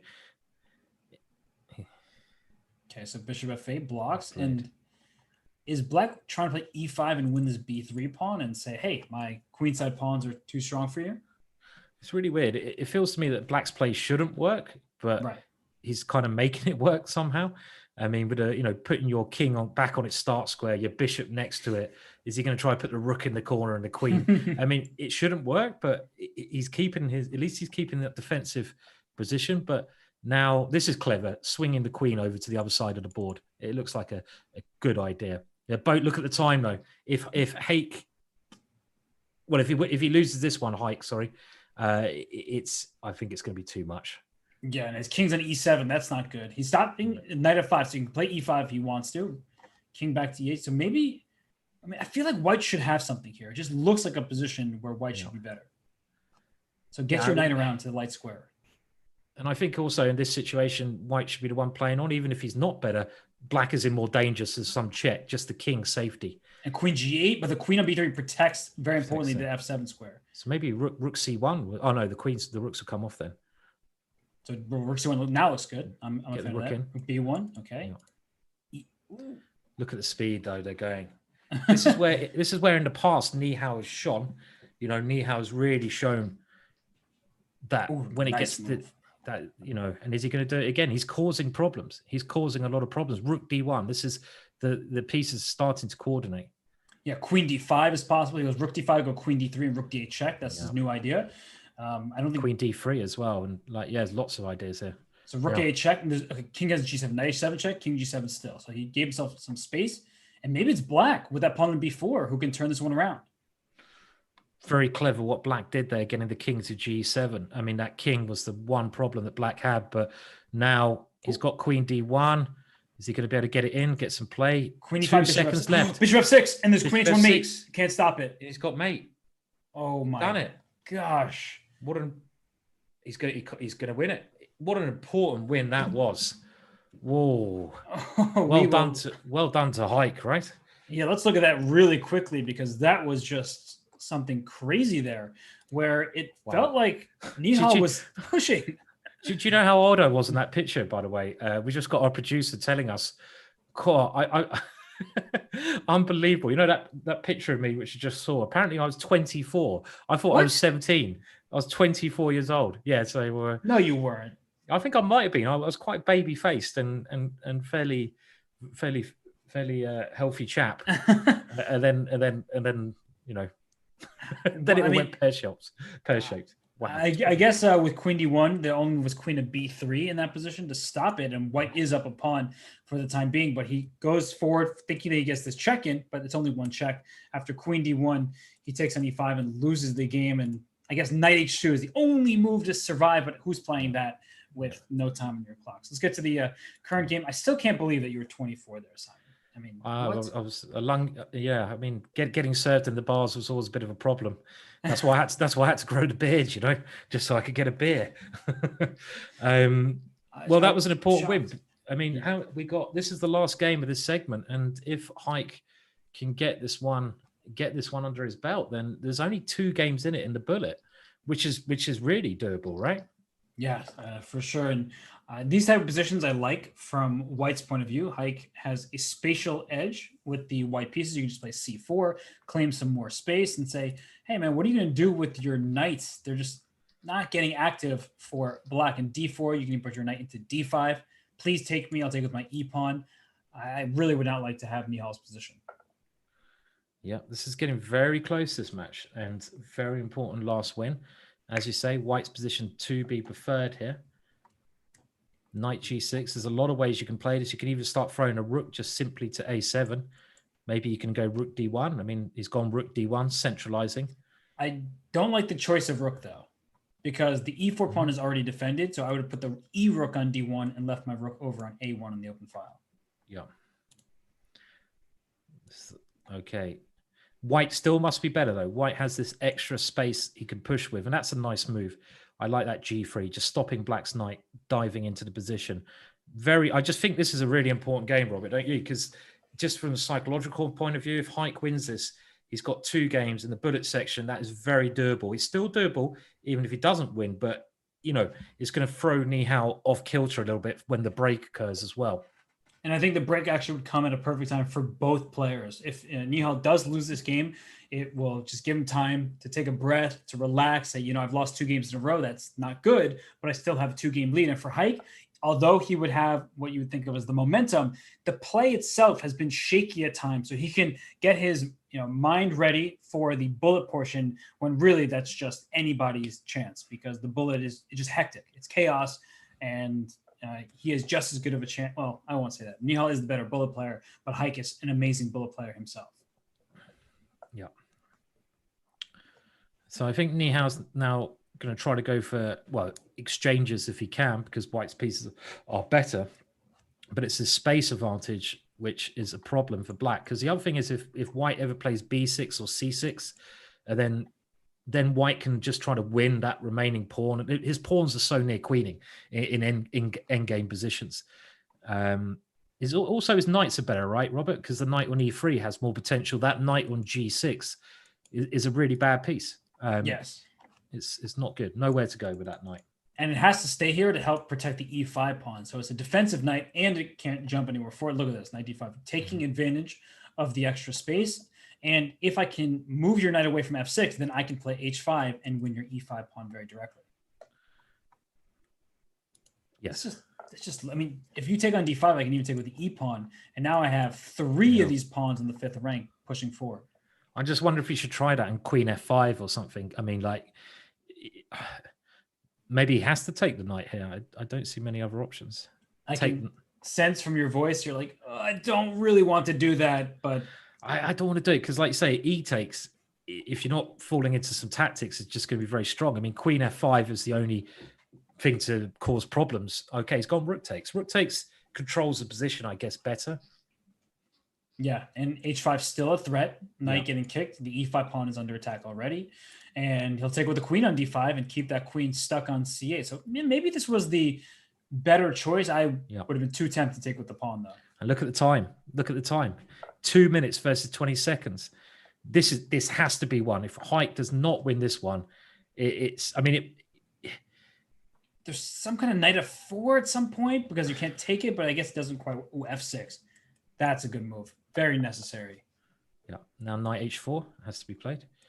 Come in. That looks pretty dangerous. Knight F5 coming. So he drops the queen back. And it's funny, you don't want to trade queens as White, but there are times where trading the queens actually still works out for you. Yeah. I guess keep the queen as active as you can. Maybe just queen B8 here looks. Or queen D1 check and take on H5. Oh. So he has to watch out for that. Queen D1 check is going to be an option. And actually, after queen D1, he doesn't have it anymore. If the king went to queen D1, for sure. Like queen D1. Okay, and then king G2, there's knight F4 check. Aha. Knight F4 after king G2 because you have queen G4. Is Black turning this around? He is. Okay, knight F5, knight F4, right? Yep. This is Nihal's. He's done it. He's got the knight in. And he can actually take on H5 with the queen because the knight is immune from capture on F4. But he'll probably make the draw. But queen H5 says you can't take on my knight.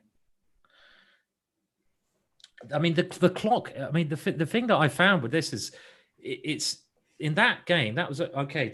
Oh, the time was up there. I don't know if this game's going to count, but I don't know what the ruling is. Okay, it's aborted. But this has happened a couple of times, Robert. In that position, Haik was doing very well in the position. He was clearly had a nice advantage, and he had a 2-minute advantage.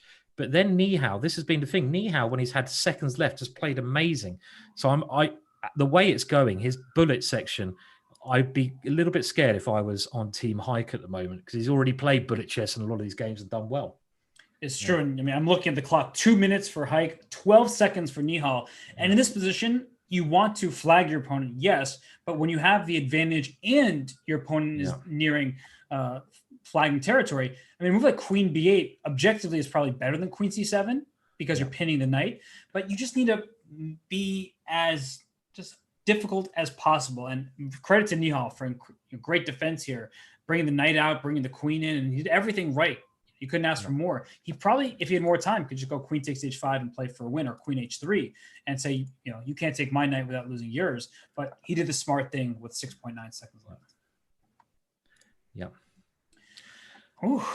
Well, Simon, I mean, before we go to break, let me ask you, 3-game lead for Nihal. Does Haik have a chance, or did him not winning that game really just relinquish all opportunity? He's definitely got a chance. I mean, don't rule him out. The way things are going, obviously Nihal is strong favourite, not just because he's 3 games up. When he's got shorter time, he's playing brilliantly. But if Haik can just switch up a gear, he's a brilliant bullet player anyway, and get a bit of a roll going, of course he can come back. Bullet chess, there's half an hour to go. It's still open, I feel. I'm with you there, partner. And well, we will see the final 30 minutes of this match in the bullet when we return from this break. And there's more Junior Speed Chess Championship action brought to you by Chess.com and Chesskid.com.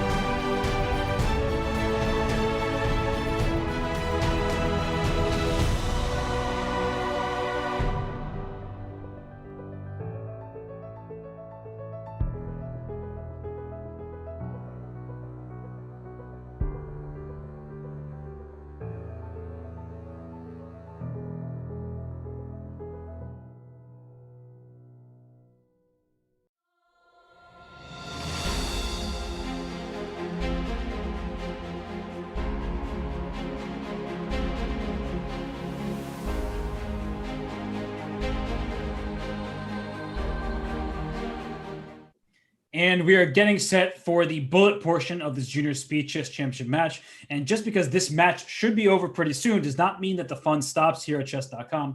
After this, there will be the Speed Chess Championship Super Swiss Knockout. Today is October 4th. You see on the graphic here, 12 p.m. Pacific time. That's 3 p.m. Eastern. You know, I don't know what it is in Europe. You can see Central European Standard Time there. But it's going to be a lot of fun with the top 16 players taking part in what is kind of an SEC mini format with a knockout bracket.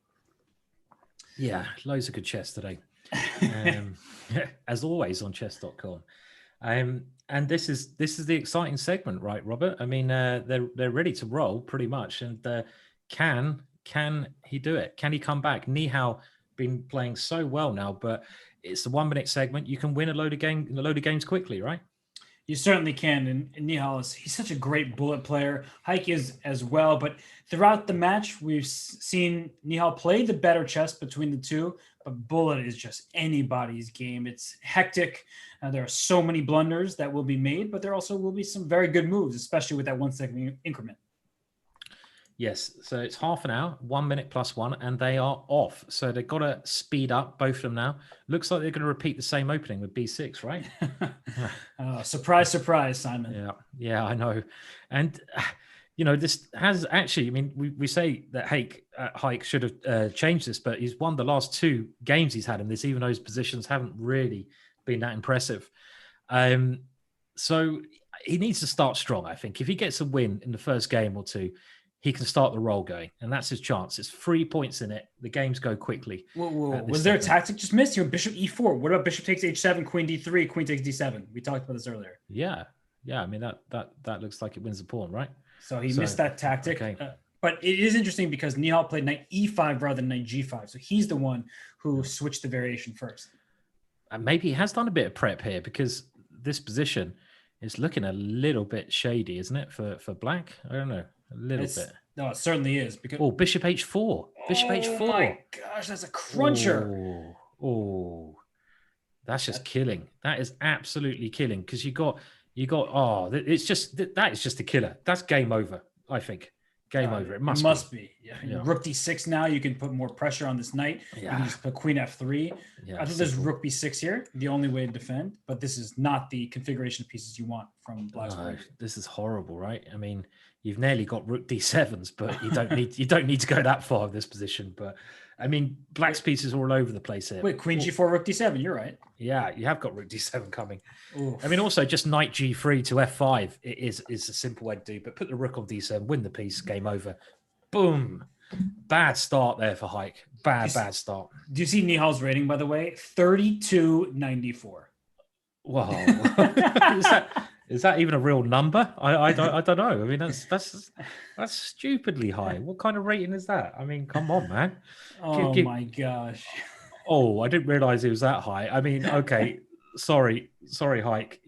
You're a good player, but that is phenomenal, right? Phenomenal. At this point, Stockfish doesn't even have a chance against Nihal in Bullet because in Stockfish supposed to be like 3,300 and Komodo and all those engines. So I mean, yeah, Haik is really up against it, but he needs to do something. He needs to do something, and it does seem okay. Nihal very solid here still, yeah. No weaknesses as such. Yeah, no, this rook come to d7, go after the d2 pawn. The dark squares in front of the king over here, knight d5, and force the bishop off the board if you want to make that trade. This doesn't look good. Knight g4 can come. Yeah. You can start pushing your A pawn as well as black just to cause a little bit of probing. You know, I love pushing those wing pawns. It's a great move. It really is. Whoa! Oh, he's just getting flashed now. He's showing us why he's like 3,500 million rating. That's just showing off, and it's a good move. It's a great move because the pawn on d3 is pinned, and now you just undoubled your pawns and will cause a weak pawn for white in the process. Yeah. Simple way to play. Simple and good. He saw it so quickly. Yeah. So Haik is really up against it at the moment, being down on the score as well. Has he got any hope of coming back? I mean, he's going to have to play the best chess of his life to have any chance here. He's fighting hard though. Now he's got his rook coming around the back. It's potential chances. I mean, you got queen e5s against that, but I don't think you're going anywhere. The king comes to a6, but Yeah. At least that rook's got active. He's done something good there. Yeah, he could not just sit passively and defend. He went a6, which that looks strange. And rook h7 played. Wait, there must be some kind of queen f4 threatens both. Queen f4 threatened both f7 and rook h8 checkmate. Okay, so how do you defend against this? Because rook check and queen b8 looks scary. Can you just take that pawn and not be scared? Oh my Bring gosh. the king. Can you do that? Bring the king to b6? I like it. I like it, Simon. Just take on d3. Show no fear. Show no fear. If it works, it works. Yeah. So. Yeah. And he thinks it works, and if it does work, it'll be another point for Nihal. This could be Nihal hour. It really could. Oh. You're right. Rook h8 looks scary, but it's just a check. King c7, queen b8 looks scary as well, but king b6, there's no more checks. Okay, this is the best you can do, but you're not actually threatening all that much here. No, I mean, black can always swap queens, but he probably shouldn't do that at the moment because c5 and yeah, queen c5 check, actually another option here. So rook h4 would be a blunder, trying to pin the rook, as queen c5 check makes the pin disappear. Yeah. But queen f5, you can win the rook, but you lose your rook on d4. Yeah. So queen c5 still looks like a good option. Okay, is he gonna? Okay, now he's played c5. Very tough position for white here. Queen f6 was good. Still could be coming though, yeah. Ugh. Rook takes b3 check. Oh, queen d4. This could be even better. Just the centralization with Nihal's pieces is incredible here.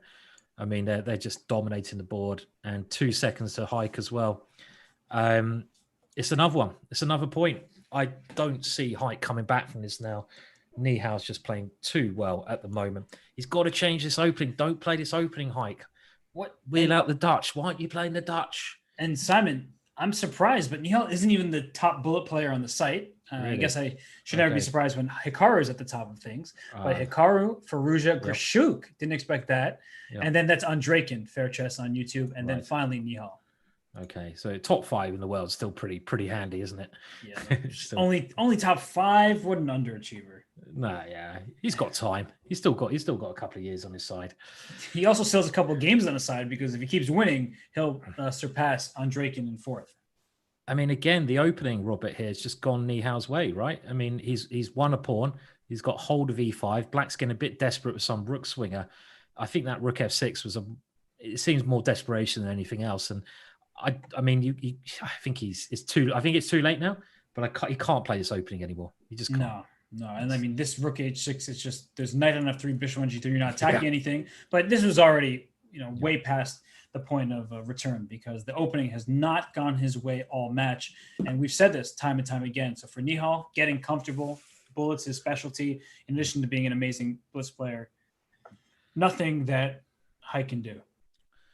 No, I mean, it's a bit depressing when you're in this situation and you're facing someone so strong. You're a good player, and Haik is an amazing player, but Nihal is just ruthless, absolutely ruthless. And I'm looking at the match, like 22 minutes left. So actually, if Haik can win this game and start a winning streak, then he has a chance, but he's not winning this game. Yeah, he needs a miracle, really. White's a very strong C pawn up, and Black's, quite courageous throwing all those pieces at White's king, but everything is defended. Everything is defended at White's. Everything. Too many pieces for White over there, and the C pawn can start running very quickly. Yep. Wait, rook h5. Okay, that wasn't the best. That makes it a little bit more complex. And down goes your knight in e5, and you only have 15 seconds left. Wow. Oh, queen sack. Okay. I like that. I really like that. Knight g4, h3. That knight is pinned over here. He's found the only way out of it, but now Haik's got a chance, right? Because queen is nice. It's nice having a queen, But it's nice having the c pawn, isn't it? I'd still rather be white. Don't get me wrong, but I mean, it's better than it was. He's got a chance now. Ooh, maybe the slimmest of slim chances. Yeah, not very big chance. Like you can even play c6 here, actually. Just push that pawn through. He does it. And he has. He's played it. With 5.6 seconds left, more than enough time with the increment for him to push that pawn through. Quick. He's so quick, isn't he? Queen e4 doesn't achieve anything because at f3, just blocking out the one threat towards G2. And he has to try bishop B7, but there's something nasty could occur there with the king getting mated somehow, right? The I mean, king's bishop gonna get H4 in that position, rook C5. Oh, yeah, okay. So he's gone for this way. You want to play rook B1, but do not blunder your rook on that square. I almost did. So queen E4, F3. You still have this F3 move. And bishop F2 to block a check. Everything defended. So where's the checkmate? Like, how do I actually deliver the knockout? Here's rook B1. It's getting close. Bishop G2 back. Yeah, there's the checkmate. End of game. He does it again. He's just crushing it, isn't he? I mean, he's literally just a monster at this. Absolute monster. He's over 3,300 now. Insane. Absolutely insane. I can't count nearly that high, but he did pass Andreykin for number 4 in Bullet on Chess.com. So what a beast. What an absolute monster. And by the way, this opening also isn't going to get bishop hanging. When it rains, it pours. I mean, Haik is just. I think he's just gone. Yeah. This is, and you can see his body language now. I mean, this is the problem when someone's playing so well against you. Even if you can compete with them, which I know Haik could on a good day, you start losing. The match is probably over. It's just tilt. It's that poker term tilt, isn't it? Which can occur. And how long we got of this left? 20 minutes. And Nihal's won every game, right? Every game. He has. And we had the dancing heads on stream here showing what the odds were looking like, and of course Nihal's became heavily favored, and now at this point he's pretty much locked the match up unless he loses all the rest of the games. Not going to happen. I mean, even then you can time out a little bit, can't you? You could do a little bit of gameplay and just wait and spend a bit of time, and just there's too many points in it now. Too many points. Such a big gap. And I mean, look what he's doing here with the white piece in this game. He's got a better position, a better pawn structure, and oh gosh, H4, H5, kicking this knight, making use of this bishop on B2. One thing I've been really impressed with, Robert, is I like I mentioned, it was only maybe 2-3, I don't know, years ago, probably 3 years ago, where I played this tournament in Iceland, which was a very small tournament. And I was sharing this place with Nihal, and there was only about 5 grandmasters playing. And Nihal at that time, he was strong. Don't get me wrong. We were sharing a place. We looked at a lot of chess together, but he was only like 2,500. I say only. He was only 2,500 strong, which is great for his age. But the amount he's improved clearly in that quite small space of time is phenomenal. He was really talented. He was really, really nice kid, by the way, as well. Very humble, very, very inquisitive. But the amount he's improved in those 3 years, and you can just see it. I can see the difference. It's just there, glowing in the way he's playing these positions. It's phenomenal. And I don't know if he has a coach. If he does, his coach is doing a great job. Who is his coach? He should be. He must have a coach, right? And I'm positive he does, and I think it could be Narayanan. I'm not positive on that. I don't want to give somebody else credit where it may not do, but I think it is. And I mean, what you're saying is completely true, Simon. And for some of these players, ratings don't tell the whole story because they have some untapped rating gains. And I feel like that's where Nihal is right now. He's 26-20 or so, and he feels like he's playing even better than that these days. I totally agree. I mean, he's improving, and his improvement. A lot of people, especially when you're junior, you haven't got to your maximum. You improve, but suddenly you plateau, and you might even go down a little bit. But Nihal seems to be still on that rise upwards. I mean, just the fact, I think even Magnus Carlsen approached Nihal to be one of his seconds. Really? And I heard something like that. I don't know if that's true. I could be making that up, but I think just the fact that Carlsen has this respect for him shows, and this is Carlsen. He knows how chess is played, obviously. Just that fact just shows how good Nihal is and how much he's improving. But he puts the work in. At the end of the day, even if you're very talented, it is about the work. He's going to win another one here. He's not shutting him up so easily. It's the work. It's the coaching. It's everything. And he seems to have the magic formula at the moment. It's amazing. I did not know that, actually, though. That's a really interesting tidbit there. I think I might be right, Robert. I could have just made that up, of course, but I think I heard something like that. Yeah. I think it's very plausible because I've heard from some juniors about elite players asking them to work as seconds. If I could say, I would specifically say who, but I have confirmation of that, and so it's not that surprising to hear because they may be young, they may not have the experience of the other top players, but they have ideas, they have hunger, and they're always searching for plans. And you hear somebody like Daniil Dubov, who's not as young as the participants in the Junior Speeches Championship, but he is renowned for his creativity. Any opening, it may be the driest of dry openings, he still is coming up with a unique idea here and there, and that's why people seek his advice, in particular Magnus Carlsen. Yeah, that's totally true. And I wonder how long it's going to be until Nihal is facing off against Magnus in a serious sense of the words. I mean, even here, his position looked kind of worse, and he's just turned it around again. I mean, he was a bit worse, I think, Nihal. Obviously, Haik is he's going to be very depressed now and probably wants the match to be over. But he's just relentless, absolutely relentless. He's won every game in this segment, every single game. Unbelievable.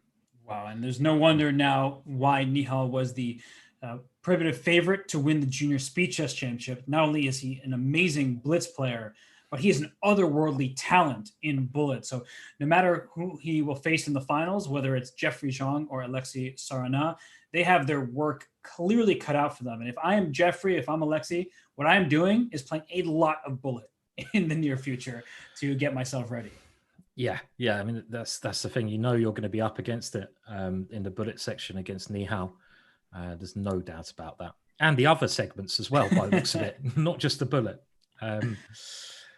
Will he? I mean, Bick is asking our producer, who's the best Bick in the world. There's not many Bicks around, so that's why he's the best. But yeah, he's asking, will this be adoption? Will he actually? I mean, I don't really want to see adoption. That's a bit cruel at this stage, but is he going to win every game in this section? Queen c5, rook h6. So the answer is yes, that he is winning this game as well. Is he going to win every game? He's halfway through it. He's won every game. What odds would you say on him totally adopting? Well, it's just crazy because Haik Martirosyan might blank me if we played bullet in this time control. Right? He's 3,040 himself. That is no slouch. That is a superstar bullet player in his own right. And Nihal's just making it look easy. And of course, part of it is the match history. Like you're playing, you're looking at the match score. If you started with a blank slate, it could be a bit different. But I mean, Nihal is just, I think he's going to win every game. There's a good chance. How can you stop him? I mean, it's horrible, just to stop him on this run. And again, this is a better position. And also, Haik realizes he doesn't really want to be playing now. He's had enough. Okay, well, there's a glimmer here for Haik. Haik has won a pawn. Maybe no adoption anymore. He's done a little tactic. He's grabbed the pawn. This is a pawn up for Haik. He's just got to convert it to stop the rot. He has to watch out for f4, f5. That's like the one idea that I'm looking at. And what just happened here? He gave back a pawn, but there's too many tactics. Honestly, my head can't handle this. Wait, I'm totally the same. I'm too slow. These guys are too quick. I can't even get involved with the chess at the moment. It's too much for me. Well, it's still an extra pawn for Haik. So he gave up his queenside pawn for that central pawn. And here's that knight to g4. Bishop e5 is a threat, so watch out for that. And he brings his knight back to f5 for that reason. Very good square for the knight there. Defending most things there. Okay, I don't think he's going to lose this game. Well, I mean, he's so far Haik's played brilliantly in this game. Yes, he has. Ooh, nice move. Rook takes d4 move. as a return, wins the bishop on c4, two pieces under attack. That's a win for Haik. Yeah. And you can see Nihal shaking his head there. So even when he loses one game, this is kind of another sign of a champion. They do want to win every game. Is he maybe he's gonna time out here just to be safe? Is this like a bit of gameplay? Okay, he's trying some bizarre tactic here. I was looking at the match clock, 12 minutes, just over. There's no reason for. Look at this cheeky tactic. This is just like Okay. Oh gosh, that was too much. Knight g3 check. No, because the knight's protecting d1. I was looking for a cool sacrifice. F3. Oh, everything's losing. Knight g3 check after f3. Yeah. So. But again, you might as well draw the game out just in case. Every 30 seconds you save, you get nearer to victory. Very true. And we're see some trades here, an extra piece for black, but using the time, just running the match clock. No reason not to. Why not? Clever gameplay. It is a sport. I mean, some people say, "Oh, he shouldn't do this," but he's going to win anyway, and he's just doing it in the most professional way, I suppose is the right word. I'd like to see knight and bishop versus king. I don't think there's much of a chance of that, but I would like to see that. That would be something. Yeah, it's not going to happen. There's too many pawns there. How many times he can win one. He can win one. Oh, he won one of them. Ooh. So if he can win the other one, come on, you just got to take the other pawn. It's knight and bishop versus king. How many times have you had that endgame in your career? Never. I've never had it. I don't. Not in a real game. I've never had it in a FIDE rated game. I think I can't remember having it. Which is probably good because I probably wouldn't win it. So. How in American tournaments there sometimes is no increment. So I played in some tournament without increment, and I was really in huge time trouble. But I had knight and bishop. It was a rapid tournament, and I'm down to the wire playing with an analog clock, with the little flag going up. And I did win the game within the allotment because my coach, he drilled it into me. Like he was like, "This is how you do it. The M, the W, however you want to look at it. This is the pattern." And I did it super quickly, and people were like, "Whoa, like how'd you do that?" And I was like, practice. Wiping the dirt off the shoulders, brushing it off. But it looks good when you do it, right? Oh, yeah, I mean, again, chess, people think these guys are magicians, and they are, but people will remember the amount of hours both myself and Robert and the players here have put in behind the scenes, and you can't get good at chess unless you really practice. I mean, it's like anything in life. You got to put the hours in if you want to achieve. Certainly. And there are certain theoretical end games that you just need to know because you really don't know when it will come up. For example, Simon, you said you've never had it in a FIDE rated game, but if it did come up, you would fully know how to get the checkmate, which is important. And there's so many different end games out there, and it is important to study your theory. And this game is not an end game just yet. And look at this H5 move. And this is something we've talked about many times, is that if your opponent is working on the queen side, there are times you just push your pawns over there on the king side. Yes, and H4 is a bit of an annoying threat here at the moment. So you drop the bishop back to E2. And, well, Simon, something else I'm noticing, look at Nihal's rating. He's sad, probably. Oh, that's why he was sad, because it's gone below 3,300. I was going to say 2,000 something, but I just remembered how high they were. I mean, have you been over 3,000, Robert? Because I know you're an awesome blitz player as well. I mean, phenomenally quick. I mean, I can only dream of that 3,000 number. No. I mean, that number is reserved for really just the elite of the elite, the upper echelon of blitz talent. My high is something like 2,950, and I was very proud to get that high. Yeah, it's massive. Quickly went down to, I think I'm in like 2,850 territory now. So, fine, it's good, but it's not these guys. I think on the original ICC, I got over 3,000, but that was different days. Yeah, I mean, I don't know if Nihal was born when you did that. No, exactly. When I was over 3,000, he probably wasn't around even. What do we think of this ending? This is quite a peculiar one. I mean, I would say white. I mean, it's probably a draw, but if anything, I'd probably take white here, I guess. Well, now I'm definitely taking white because these pawns are in some danger here. Yeah, clever play. You actually win a pawn by force. B5, knight C7. So he goes bishop D7, giving up this pawn. Is the knight trapped, though? You can go B3, can't you? But then you might not be able to win, right? So right, if I take you on A4. It's not so easy to win this. So the knight can go to C8 as well. He starts there. Yeah. But where's it going next? Bishop E8? Yeah. You've got to be careful of knight A7, bishop D7, but then B4. It's a weird position. Position. So he plays A4. He's just trying to trap the knight. Yeah. Actually, how does that... You can't win this. If Nihal wins this ending as well, that would just be cruel. Stop it, Nihal. Stop it. How does this knight get out, though? Not easily. Wait, I actually don't think it does. Oh, dear. Oh, but you can't go king D7 because there's knight A7. So you actually have to play king D8. And then knight... Wait, where's the knight going, though? It's still stuck. He's trying to triangulate. Oh, to F7. So it's just a draw? Okay. Oh, my gosh. Maybe it's a weird draw. Yeah, you don't see a repetition like that. Oh, okay. He had to do this, yeah, because he's losing the match so badly, and he's had to try this. This is actually maybe okay, though, yeah? He's got a lot of pawns. His pawns are big. 3 pawns. The issue Yeah. being that this B pawn isn't really an extra pawn because the A4 pawn stops 2 of them. Whoa. But And the he's E going pawn's coming strong, yeah? Yeah, too fast. So he's going to get another win. Nice one. Excuse me. Yeah, king E7, D6, D7, I think Yeah. is sure. King E7, E5, E6, D6, D7. Just push him. Yeah. So Nihal's rating is dropping again. He's embarrassing himself with that rating. Yeah. I don't think we can invite him to any more tournaments, right? Like No, he's too low. He's not over 3,300 anymore. Gosh. And again, he's probably going to do the gameplay where he takes his time in losing. It makes sense from a sports point of view. 6 minutes left, and I'm pretty sure Haik can finish this one off. He definitely can. Yeah. You know, a stalemate would just be absolutely tragic at this point. It'd be quite funny, but it'd be tragic. Yeah. So, okay, there we go.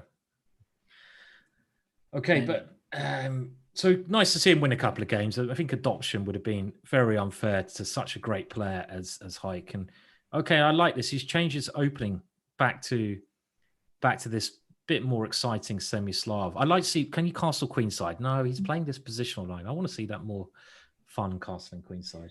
This was the first game, wasn't it? I was about to say, we started the match like this. He's not going to deviate now. And here comes knight to e4, and exactly what we were talking about. I think everybody remembers what we were talking about in game 1.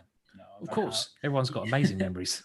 You put the knight on e4, and even then the bishop on b7, it has more space than it did with the pawn d5, but that's the best it can do, is going to d5 and getting traded off. Yeah. So 4 minutes left, and Nihal on a bit of a drink of his drink there. And wondering how many more games we can get in. There's probably going to be a couple more after this. The endings are quite similar, aren't they? This is even similar to the last game, this pawn structure they're getting. It's like a French defense kind of pawn structure where generally the black pawns are a little bit weaker because of d5, but black has the space advantage, which certainly validates it. Maybe white can go queen b5 now. Something like this he has done. And we just saw Haik do this from the white side, where he tried to infiltrate with his knight. Here it comes. So similar idea. Can the knight just go in and win these pawns? Very similar idea. Oh, f5 saying, so that gains the tempo. Now knight c8. Then knight a7. It's amazing how it's the same. Exactly the same. Okay. Exactly the same, right? Oh, it's bizarre. Yeah. And that was an important sequence. And Nihal now is up a pawn versus being down the pawn in the previous game. But super similar. How do you win, though? Don't ask me questions like that this time. that's far too hard to work that one out. I don't know. I mean, somehow just play some moves.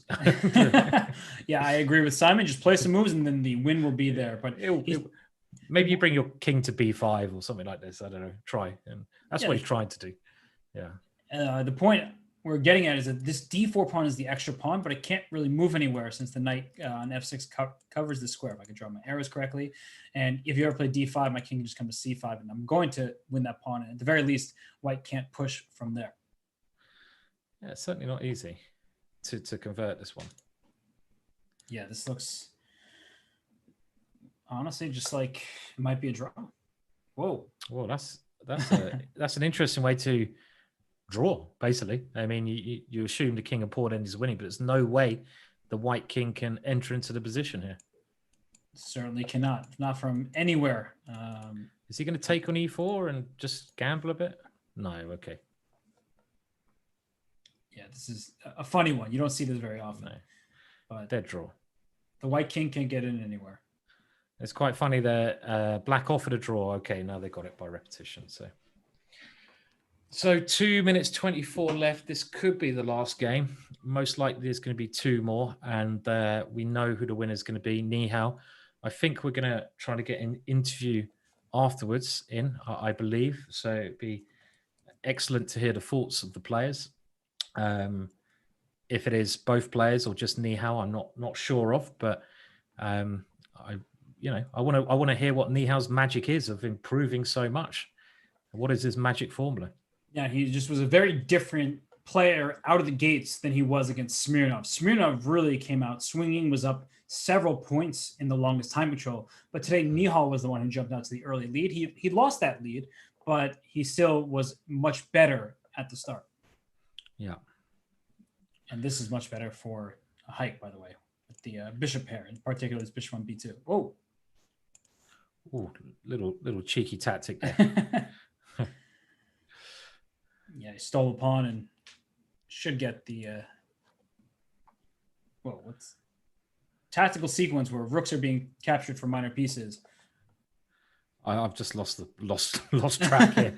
I think White's doing well. I'm gonna stay there. Yeah, White's obviously doing well here. The bishop on b2, as Robert pointed out, is a winner, and your material up. Let's see. Up a pawn. So the opposite colored bishops could give black better chances in the endgame, but we're so far away from an endgame, and with the weak king and an unopposed bishop and queen now on the diagonal, yeah, certainly White's game to win.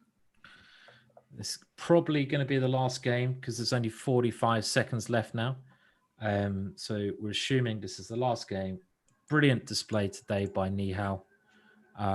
Absolutely played phenomenally well. I mean, neither side has really blundered that much. No serious blunders. And that just shows the quality of, I mean, obviously Haik's going to be disappointed, but his play wasn't terrible by any means. It was just Nihal was phenomenal today. Absolutely phenomenal. Yeah, so Haik played very well in spurts, but ultimately, Nihal just played better. And the bullet didn't help Haik in the slightest because Nihal is such a monster. And here, I think he's just wasting the match clock. The time is officially over, so this game is our last. And Rook c7 just to defend against the mate. Smart move. Yes. Watch out for 92. He moves king out the way, and he's going to take on g4.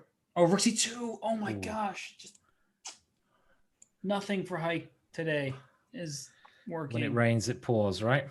Oh, yeah. And it's pouring. You can, there's only one check on h8. The king comes to g6 safely. Okay. That's a bit annoying, but you can move the queen away. He does. Yeah, simply move the queen. Yeah. Queen d6. Oh my God. I mean, he just really wants to. He's showing off with his magical moves now. What a move to play in splits. I mean, a split second. It's just a split second right there. Gosh, because the queen takes would have led to a checkmate in the back, and he's going to repeat once. And is he just going to take the draw? Who knows? Oh my gosh, you still can't take Rook b1 check, Queen f4 is made. Lovely way to finish the game. So sharp. He showed positional play today. He showed tactical ability, and he showed fighting spirit. I mean, phenomenal stuff. Well, we are going to take a quick break just to get the players on the call so we can interview them. This was a great match victory from Nihal Sarin. We'll hear his thoughts in just a few. Don't go anywhere. We'll be right back.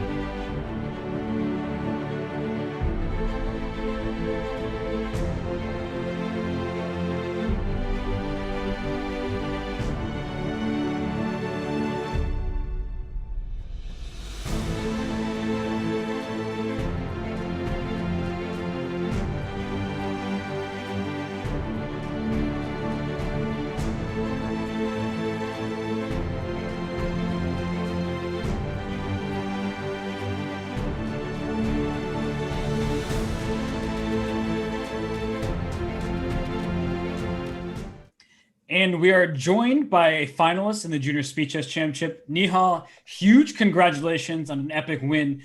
My first question for you is, what was different about the longest time control? Because against Anton Smirnov, you were a bit sluggish at the start, but today you came out firing with 2 victories in the first 2 games. Yeah, today I played a bit better, I think, in general. And yeah, the 5-minute portion was a bit sloppy, but then I managed to play better. So yeah. It seemed like your quality of your chess I was very impressed with. I mean, last time I sort of saw you play was maybe 2-3 years ago, and it seems like you've jumped a lot more. You've progressed a lot. What's your secret in the last couple of years? Hard work, or can you give us any secrets? Yeah, I think. Yeah, thank you for that. I think I just improved my openings and I got to play a lot of strong players on Chess.com. So Chess.com. Yeah, I play a lot here. Okay, that's good to hear. I mean, Nihal, your bullet rating is, through the roof, and you started out with the bullet with like 5 straight victories. Is that something that you work on? Like, do you put a lot of energy into that, or would you just say that you're young and it comes pretty easily to you? Yeah, I think I just like bullet the most, and I just like bullet the most, and I think that's my strongest point. You were so quick today. There was many moments when you just had under 5 seconds left, and you kept finding very good moves, very good resources, and I thought it was very impressive the way you won, because obviously Haik is a very good player, and you kind of dominated, especially in the bullet section. So again, congratulations there. Yeah, thank you. I don't think he was in his best shape for sure, but Right. yeah, he could have played much better for sure. But yeah. Well, I have a question. We don't know who your next opponent will be, but it's either going to be Jeffrey Zhang or Alexei Sarin. Do you have? I'm sure you played both many times, but is there somebody you'd rather face, or both are just worthy competitors for you? Yeah, both are definitely worthy. And yeah, I don't know. It's a really tough choice. I think I don't really have a choice because Jeffrey is strong, and yeah, Sarana beats me all the time. Yeah, I was going to ask you, so what your experience is like against those two. I mean, have you played one of them more than the other? Yeah, I played quite a bit in Sarana. Like I played him in Cap Dutch last year, and also Leon Masters this year. And yeah, I lost 2 matches against him. So you want your revenge? Yeah. Yeah, maybe. Time for revenge. Yeah, you have to check his openings out and prepare properly. Yeah. It must be nice to be in the final, though. It feels good, yeah? Yeah, for sure. Good. Well, Nihal, I know it's getting late by you. I also have to go to another show. It doesn't, my day does not stop right now, but we want to extend a huge congratulations. You were very impressive today. You had so many people rooting for you, and I know that you're making many people proud. So your success, as Simon noted, is very, awesome to see. Thank you very much. Well done, and good luck in the final as well, Nihal. Yeah, thank you. Okay, bye. And that was Nihal Sarin after an extremely impressive victory over the very strong Haik Martirosyan. He moves on to the JSCC final, where he has a chance to not only win the tournament, but qualify for the Speed Chess Championship.